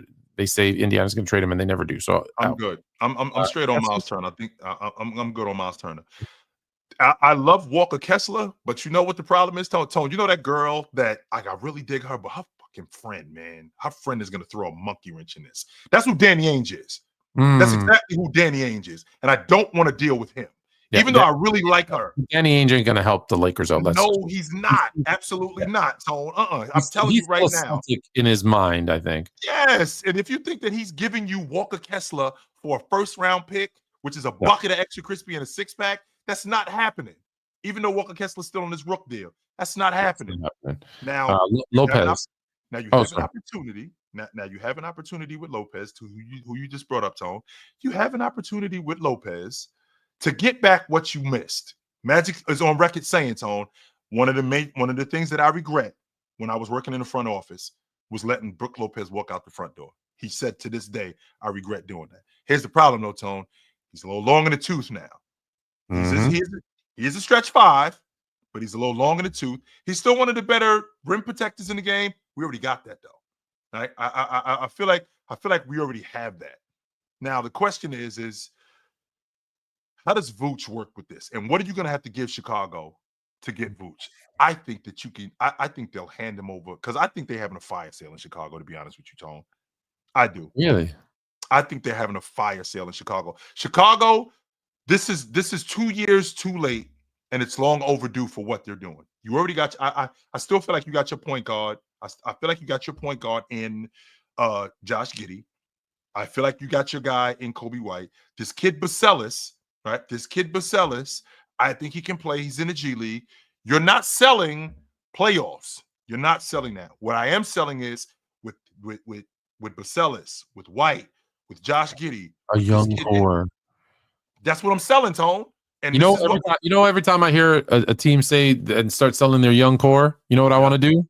I drank a beer. I do. I want to have a beer. I drank another beer. Oh, 3 beers. 4 beers. 5 beers. 6 beers. 7 beers. 8 beers. 9 beers. That's what I need. That's what I need every day in Toronto. But I agree with you. I think that's where they're going, and they're cheap, so I'm not surprised. I just think, okay, you got another stretch 5, like that can't defend, which is what you need. You do need. Is that what we need? A guy who can't defend? No, you need a guy who can defend. That's the problem. That's it. Now I think Brook Lopez would be perfect, Tone, 3 years ago. I think he would be. It's not 3 years ago. No, it's not. No, it's not. That's the problem. So the idea of getting Brook Lopez at 37, I think he's turning 37 this year. He's long in the tooth. Still can defend, still can cover the rim, but he's long in the tooth. And so Lopez is the guy. He's the guy that's going to come in and give everybody at least a few minutes break because I really want this kid Walker Kessler. I just don't want to deal with it. It's not going to happen unless you get a third team involved. Hey, you know what? Let's call up some. Let's pick up the phone and let's call some people, Tone, because I really love this kid Walker Kessler. I just don't want to deal with Danny Ainge. I don't want to deal with Danny Ainge because I know what's going to happen, Tone. I'm the guy who walked into the car dealership and I said, Tone, I got $350 for a car payment, and I walk out there and my car payment is $560. I just told you what I have. Did you ever see that movie with Danny DeVito, and he gets a job at a car dealership? And all the guys are giving him a hard time, and they're like, I bet you can't go out there and sell that guy a car. I bet you like $500. And like 4 guys go, oh, I'm in on that. I'm in on that. I'm in on that. It might be $500. So it's like a $2,000 bet. He goes, okay, let me go out there. He goes out and talks to the guy, comes back in after 2 minutes, and they're like, all right, sorry you lost. He's like, oh no, I'm just going to do the paperwork and get him the keys. I'd like that $2,000 on my desk by this afternoon. No check, cash only, right? And he walks away. And they're like, hold on, how did he sell him the car? That's the owner of the dealership. And the owner walks in and goes, I think I just bought a car that I already own for more than the sticker. That's Danny Ainge. That's Danny Ainge. So That's why I don't want to deal with him. I don't, because I'm gonna end up losing my shirt and my pants and my socks. I got my shoes though. I can walk home in my shoes. Yeah, it's but like I don't have nothing else. Dalton Connect, Austin Reeves, Anthony Davis, 5 first rounders. Oh, hold on. What did I just do? What's happening right now? What's going on? No, So, nope. so of those, is there anybody? Is there another option? Yes, Tone. Pick up the telephone, call up the Trailblazers, and ask for Robert Williams. That is your answer for everybody's center needs. Exactly. Not every team can get. I don't know if you noticed, But Tone. what if Portland is building something and they like him? They are building something, and they had their 5-man. His name is Donovan Clingan. They got him. They're out. I think they're out on Ayton. I do. I think they move off of Ayton. The NBA should be out on Ayton. What? I told you that 2 years ago. No, you told me that 3 years ago. Oh, did it 3 years ago? Time's going by quick. Yes, in 2001, you told me that you was out on DeAndre. 2021, yeah, not 2001. 2001 was a long time ago. 2021, you told me that you was out. 3 years ago. You told me you was out on DeAndre. And I'm looking right. With that being said, okay, Donovan Clingan is their guy. It's obvious that Clingan is their guy.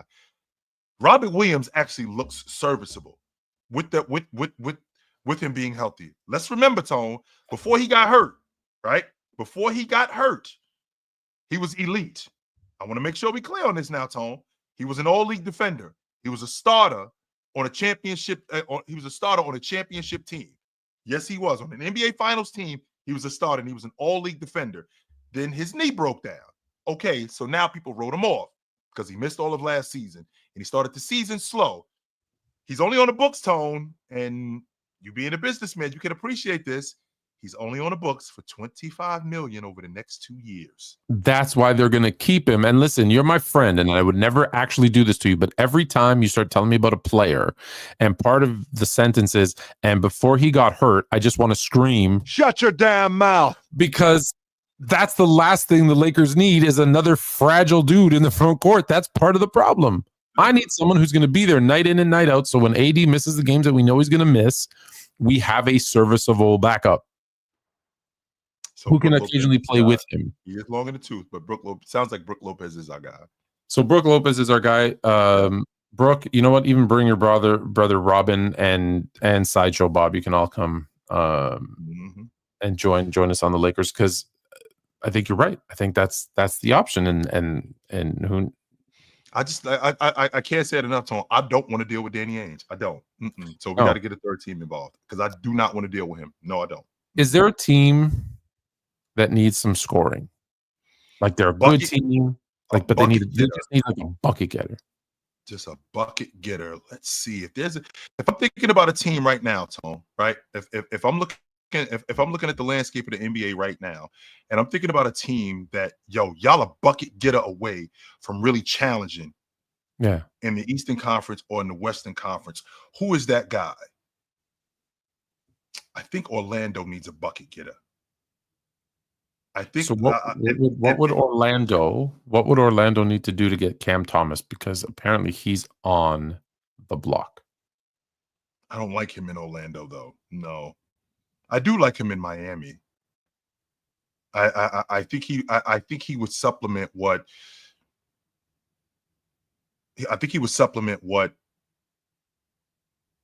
Jimmy Butler is now, and how slow of a start Bam is having. I think that they would hand him. I think he'd really help Miami, because they need another bucket. What do they need to? What would they need to give up for him, though? I think Brooklyn is after picks, Tone. Brooklyn isn't after. That's why they just so we clear. Brooklyn has made it clear that it's 3 guys that are off the list, and not one of them is named Claxton. Not one of them is named. Not one of them is named Claxton. Not one of them is named this kid, Cam Thomas. Not one of them is named Johnson. None of these guys. They have put everybody else on the block, and the reason why they're doing this, because Brooklyn recognizes we are going to be bad. And we are in the Cooper Flag sweepstakes. We are in the Ace Bailey sweepstakes. We have to get ourselves a franchise player. We 100% have to get ourselves a franchise player. If call up the Charlotte Hornets, see what they're interested in. See if they might be interested in Cam. Because maybe they'll be because he's still on his rook deal, Maybe they'll be interested in handing over a couple of those first round picks for him. That would be good for us. Not Memphis. Clippers already got a bucket getter in Norman Powell. I think they're good. I'm thinking about teams that have draft picks more than anything. Teams that have draft picks because we're trying to build this thing. We starting over, Tone. That's what we're doing. We are starting over. So who has a bunch of draft picks? The Oklahoma City Thunder have a bunch of draft picks, but we solid with our bucket getters. So I think we good. We're not gonna mess up the dynamic of what we already have. No, we're not doing that. So I'm thinking the Miami Heat. Dallas already has a bucket getter. Utah, they could definitely but I got to deal with Danny Ainge again. I gotta Yeah, but that's different because he wants something from you. And it's a little different when he wants something from you. But I know Danny Ainge, Tone. Just because I want something from you doesn't mean that you're not going to give me more than you're willing to give me. It doesn't mean that. And I know who Danny Ainge is. And I know Danny Ainge is going to make me out to be. Somebody that's slow and okay, I'm not going to take you. I'm not going to take you to the cleanest. Yes, you are. You 100% are. I actually like him in Miami, Tone. I do.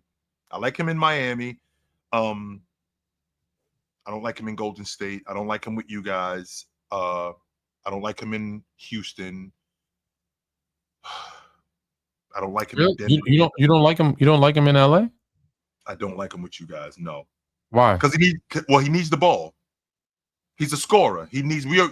First of all, you already got the league leading scorer on your team. That's Anthony Davis. Yeah. So you already have that. So I now can't have another one. No, I think that's gonna throw away. I think that's gonna screw up the dynamic of what you guys are doing. It's a lot of ball movement going on in Los Angeles. A lot of ball movement, a lot of people movement. Cam Thomas is more of an ISO guy. Okay, we don't need an ISO guy. We tried that. We tried that a couple of years ago in the past with James having the ball in his hands, right? With D'Angelo Russell having the ball. No, we're not doing that no more. We're not. I think you could. I think you could fit in. Get D'Lo out of there. You just want you along with the rest of Laker Nation. I just want to make sure I'm clear on this, ladies and gentlemen. Tone, along with the rest of Laker Nation, wants D'Angelo gone, even though he's actually really good as a rotation player. He's been really good coming off the bench. Tone wants him out of here. Tone is the guy in human resources. As soon as I walk in there and I tell him that I got a problem with this guy, fire him. He's fired. We've all agreed we want him out. All my fellas. All right. Now, I wish this was part of the life that I lived. I really do wish this was part of the life that I lived because I really feel like I'm right more than I'm wrong when it comes to this stuff. But let's do a little redraft. So here was the actual order. Cade Cunningham went 1 to the Pistons. Jalen Green went 2 to the Rockets. Your guy, Evan Mobley, went 3rd to the Cavs. Yep. My guy, Scotty B, to much people's surprise, went 4 to the Raps. Jalen Suggs then slipped to the Magic, who thought they got themselves a steal of a deal. The guy who can't keep his hands off young girls, Josh Giddey, went 6th. Jonathan Kuminga went, let me move that banner again so we can see, went 7 to the Warriors. Franz Wagner, I like that name, went 8 to the Magic. Magic 2 top 10 picks that year. Davion Mitchell went 9th to the Kings. No, Raptor, by the way. And Zaire Williams went 10th to the Grizzlies. Yep. Is this a perfect 10? No. What would you change if you had to change something? And go. So, the number 3 guy, I'm moving him up to number 1. The number 4 guy, I'm going to move him up to number 2. The number 1 guy, I'm going to move him down to number 3. The number 5 guy, I'm actually comfortable putting him there. The number 8 guy, I'm going to move him up to number 4. That's what I'm going to do with him. Yes, definitely he's a top 5 pick. 100%. I'm gonna move Kuminga ahead. Nope, I'm not moving Kuminga ahead of Josh Giddey.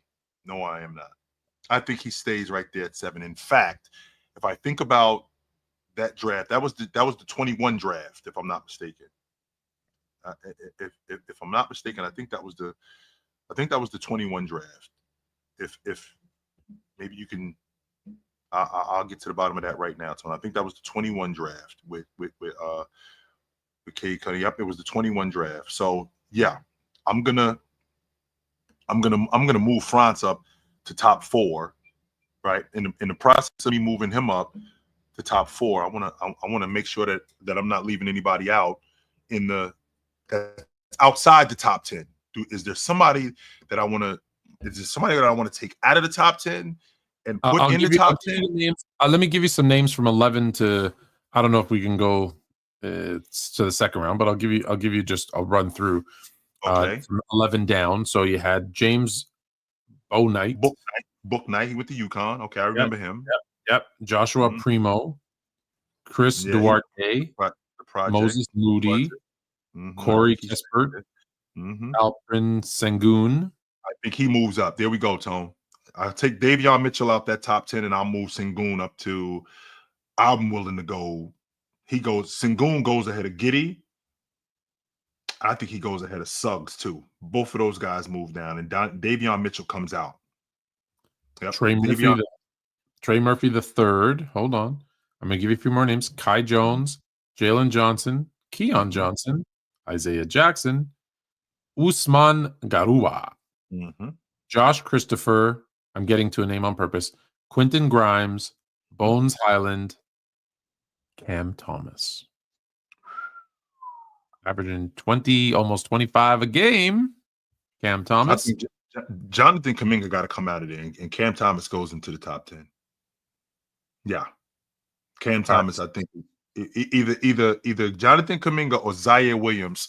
One of them two guys got to come out, and Cam Thomas goes into the top 10. Him and Cam Thomas. Not Cam who are Thomas, your 5? Who are your top 5? Then let's go top 5. Mobley at 1. I had Mobley at 1. I had Scotty Barnes at 2. I got Cunningham at 3. Actually, I'm going to take Cunningham and I'm going to move him down to 4. I'm going to put Sengun at 3, Cunningham at 4, Suggs at 5. No, I'm sorry, Franz Wagner at 5. Okay, so let's just recap. So you're going Mobley at 1, Barnes at 2, Wagner at 3, Cunningham at 4, and Suggs stays at 5? Nope. Wait a minute. That's what you said. Is that what I said? That is what you said. Mobley at 1. I want to make sure I got this right, Tone. Mobley at 1. I'm going to move Scotty Barnes up to 2. I'm going to have Sengun at 3. Oh, Sengun at 3, excuse me. Yeah. Sengun at 3. Franz Wagner at 4. Cunningham at 5. That's my top 5. Oh, okay. So you've got Jalen Green and okay, let me make sure I got it right. Mobley at 1. Mobley's at Barnes 1. At 2. Barnes is at 2. Sengun at 3. Sengun's at 3. Franz at 4. Wagner's at 4 and Cunningham's at 5. And Cunningham's at 5. So Jalen Green and Jalen Suggs, the Jalens are out. They both come out the top 5. Yes, they do. All right. So who's the next 5? So the next 5, okay, Davion Mitchell. Both Davion Mitchell and Kuminga, I think those two guys are out because now I got Cam Thomas. So Kuminga and Mitchell out. Kuminga and Mitchell are out. So what I'm going to do is I'm going to put Cam Thomas at 6. I'm going to put Cam Thomas at 6. Let's see. Wagner's already top 5. I'm going to put Cam Thomas at 6. Nope, I'm going to put Suggs at 6. I am going to put Cam Thomas at 6. I'm going to put Suggs at 7. I'm going to put Giddey at 8. Let's see here.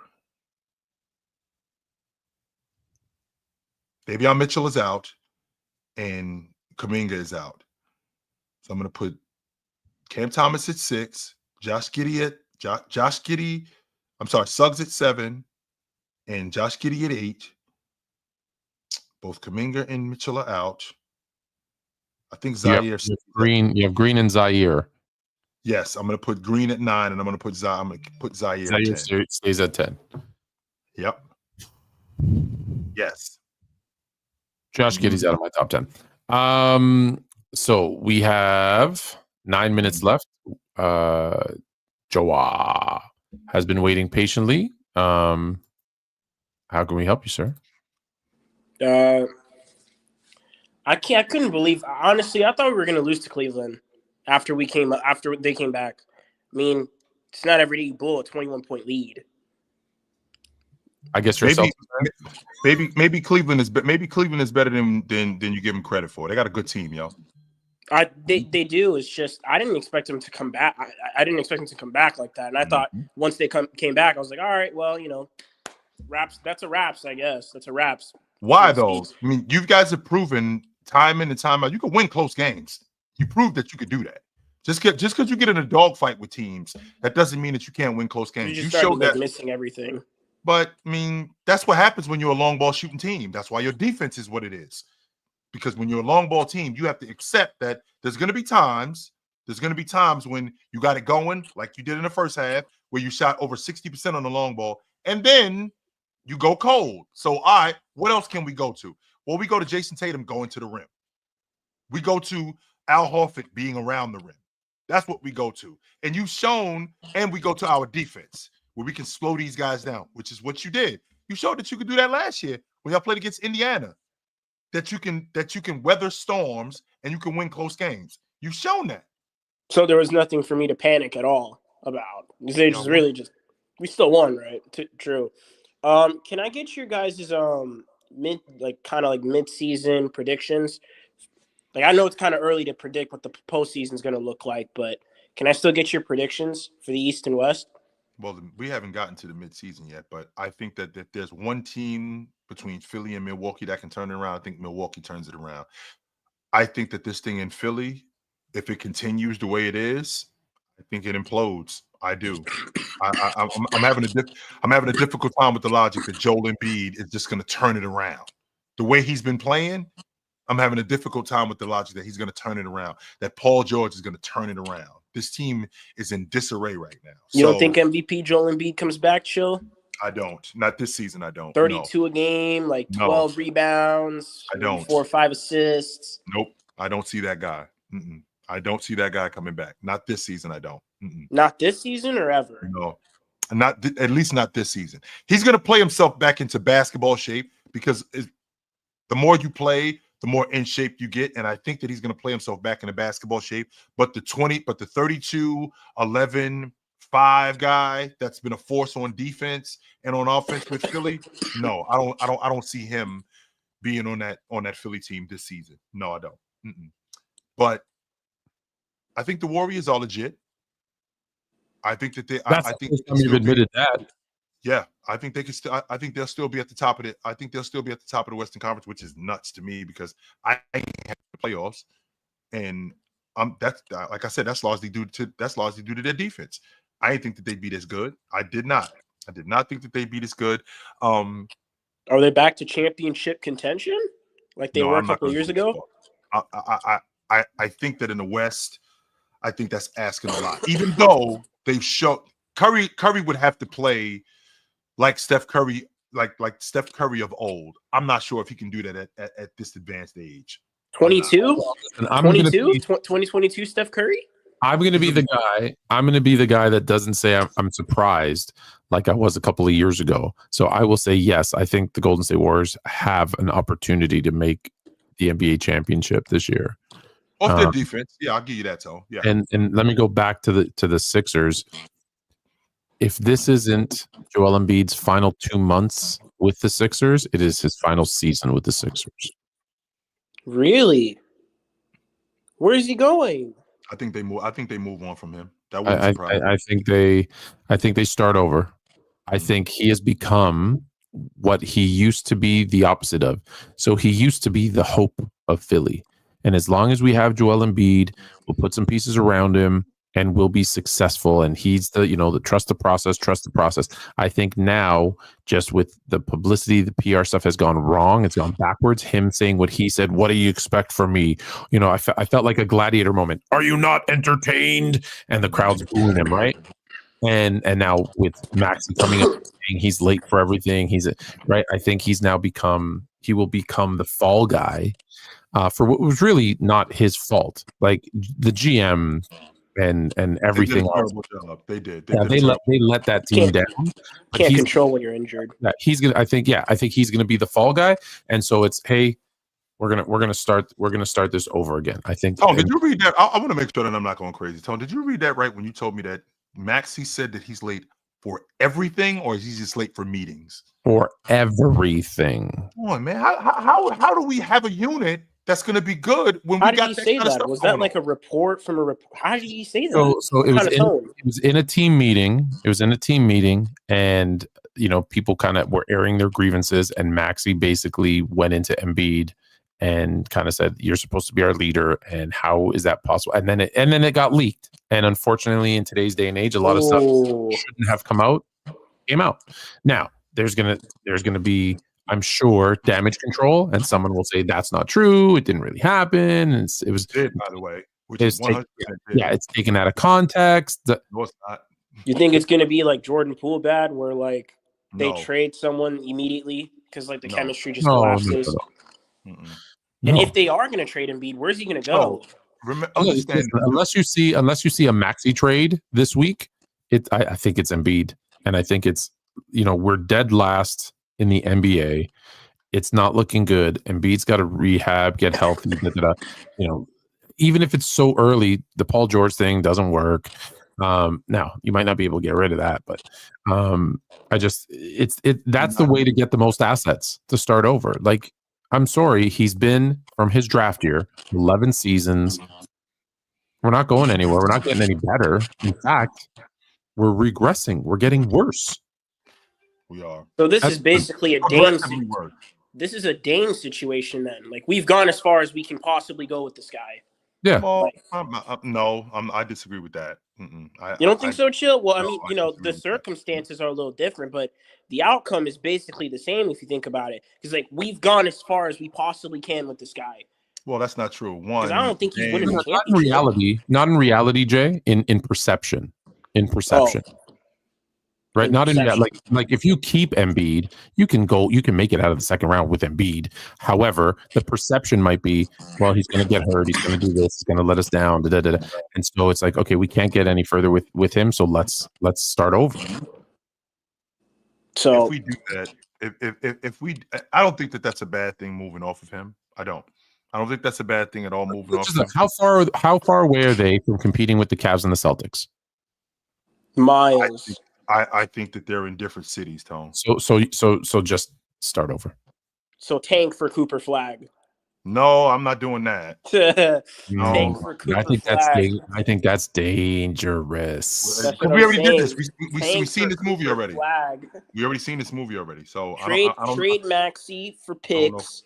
Trade Embiid for picks. So you blowing the whole thing up. Oh yeah. If Embiid goes, Maxey goes. Maxey's gone, Embiid's gone. Yep. No. Will anybody see Paul George? How good do you think Maxey is? You think Maxey's a franchise player? Yes, 100%. I think what? He's a franchise point guard. 100%. He's not even a top 5 player in his own position. Are you kidding me? Why do I have to be a top 5 player in my own position to be? Wait, whoa. Stop right there. Why do I have to be a top 5 player to be a franchise point guard? Because last I checked, Kyle Lowry was not a top 5 player. Last time I checked, Kyle Lowry was not a top 5 player. How'd that end up? They won the NBA championship. That's how it ended. As not the franchise guy. He was 100% the franchise point guard. Stop. He wasn't the best player. Yeah, franchise point guard. I'm talking about the guy, the franchise guy. He's saying the franchise's point guard. Let's be clear what he's saying. Oh, okay. I'm sorry about that. He's not saying the franchise guy, like the best player on the team. Joel Embiid. I'm not talking about. He's saying the franchise point guard. Oh, okay. Sorry. I was like, whoa, Maxey is like the guy. You misunderstood. Yeah. No, I'm saying. Tank for Cooper Flag. Tank for Cooper Flag, I guess. No, we're not doing that. Absolutely not. Okay, so you're asking about predictions for? Oh, we're out of time. Yes, we are. Do you have a prediction? Is there anybody? Who do you think is gonna skyrocket. Go up. Give one, Jay. In the East, that's gonna go up, and one that's gonna go down for the East and the West. One that's gonna go up. I think Detroit goes up. From 7? You think they can get? Okay. I think that they get better. And I wouldn't be surprised if the Knicks were teetering around the play-in tournament. I would not be surprised if they were. That's sad. The amount of hype they were getting in the offseason. People were like teetering around the play-in tournament. That would not surprise me at all. That's sad, Chill. I know for a fact Atlanta is not going to stay a top 5 seed. I know that for a fact. That's not happening. Why not? No, hell They're no. playing fun basketball over there. I like seeing Trae Young. I look at the bottom. I like seeing Trae Young do them step back threes, like dish out them kind of passes. You're a big time fan of point guards that facilitate an offense. You don't like seeing Trae Young? In the words of the great Chuck Daly, Tone, as he told Isaiah Thomas, do you want to win or do you want to have fun? Which one is it?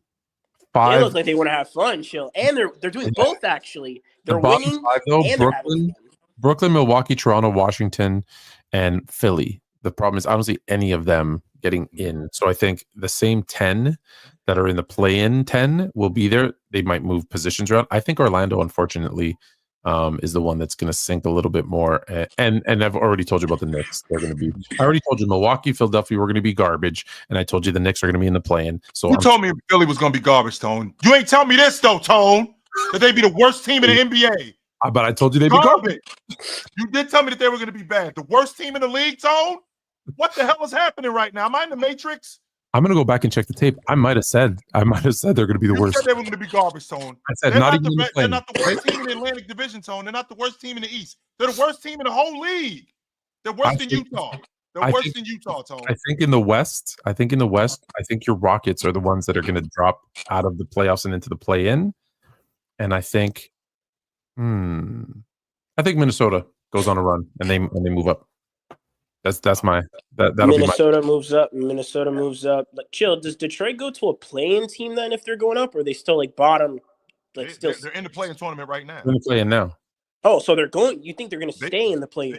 No, he said he's going to make the playoffs. They might make the playoffs. Damn, worst record in the NFL to making the postseason. Wouldn't be surprised. Real hero. Kate. All right, my man. Jay. Good to talk to you, brother. Have a good one, guys. Hey, brother. Sir, talk to you. Whew. Worst team in the league. There's no way. I told you. You didn't tell me that they would be bad, Tone. You ain't tell me they're going to be worst team in the league, Tone. You didn't say that.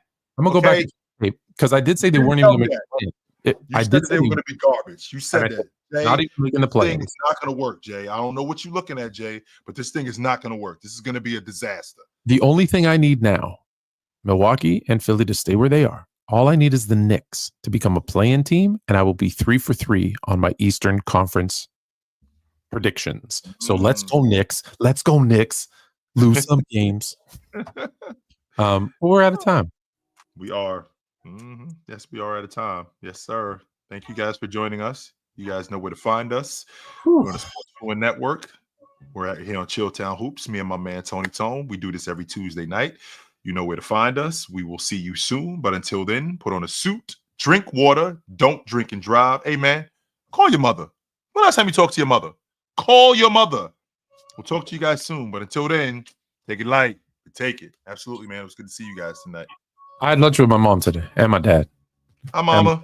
Don't forget to check out Playback TV Friday. You're going to be on Sports Fluent Playback TV doing a game. And then Sunday, 6 Degrees North, me and Jalen are going to do the fourth quarter of the Raptor game and then give you some Kings and whoever the Kings are playing. All right. Peace.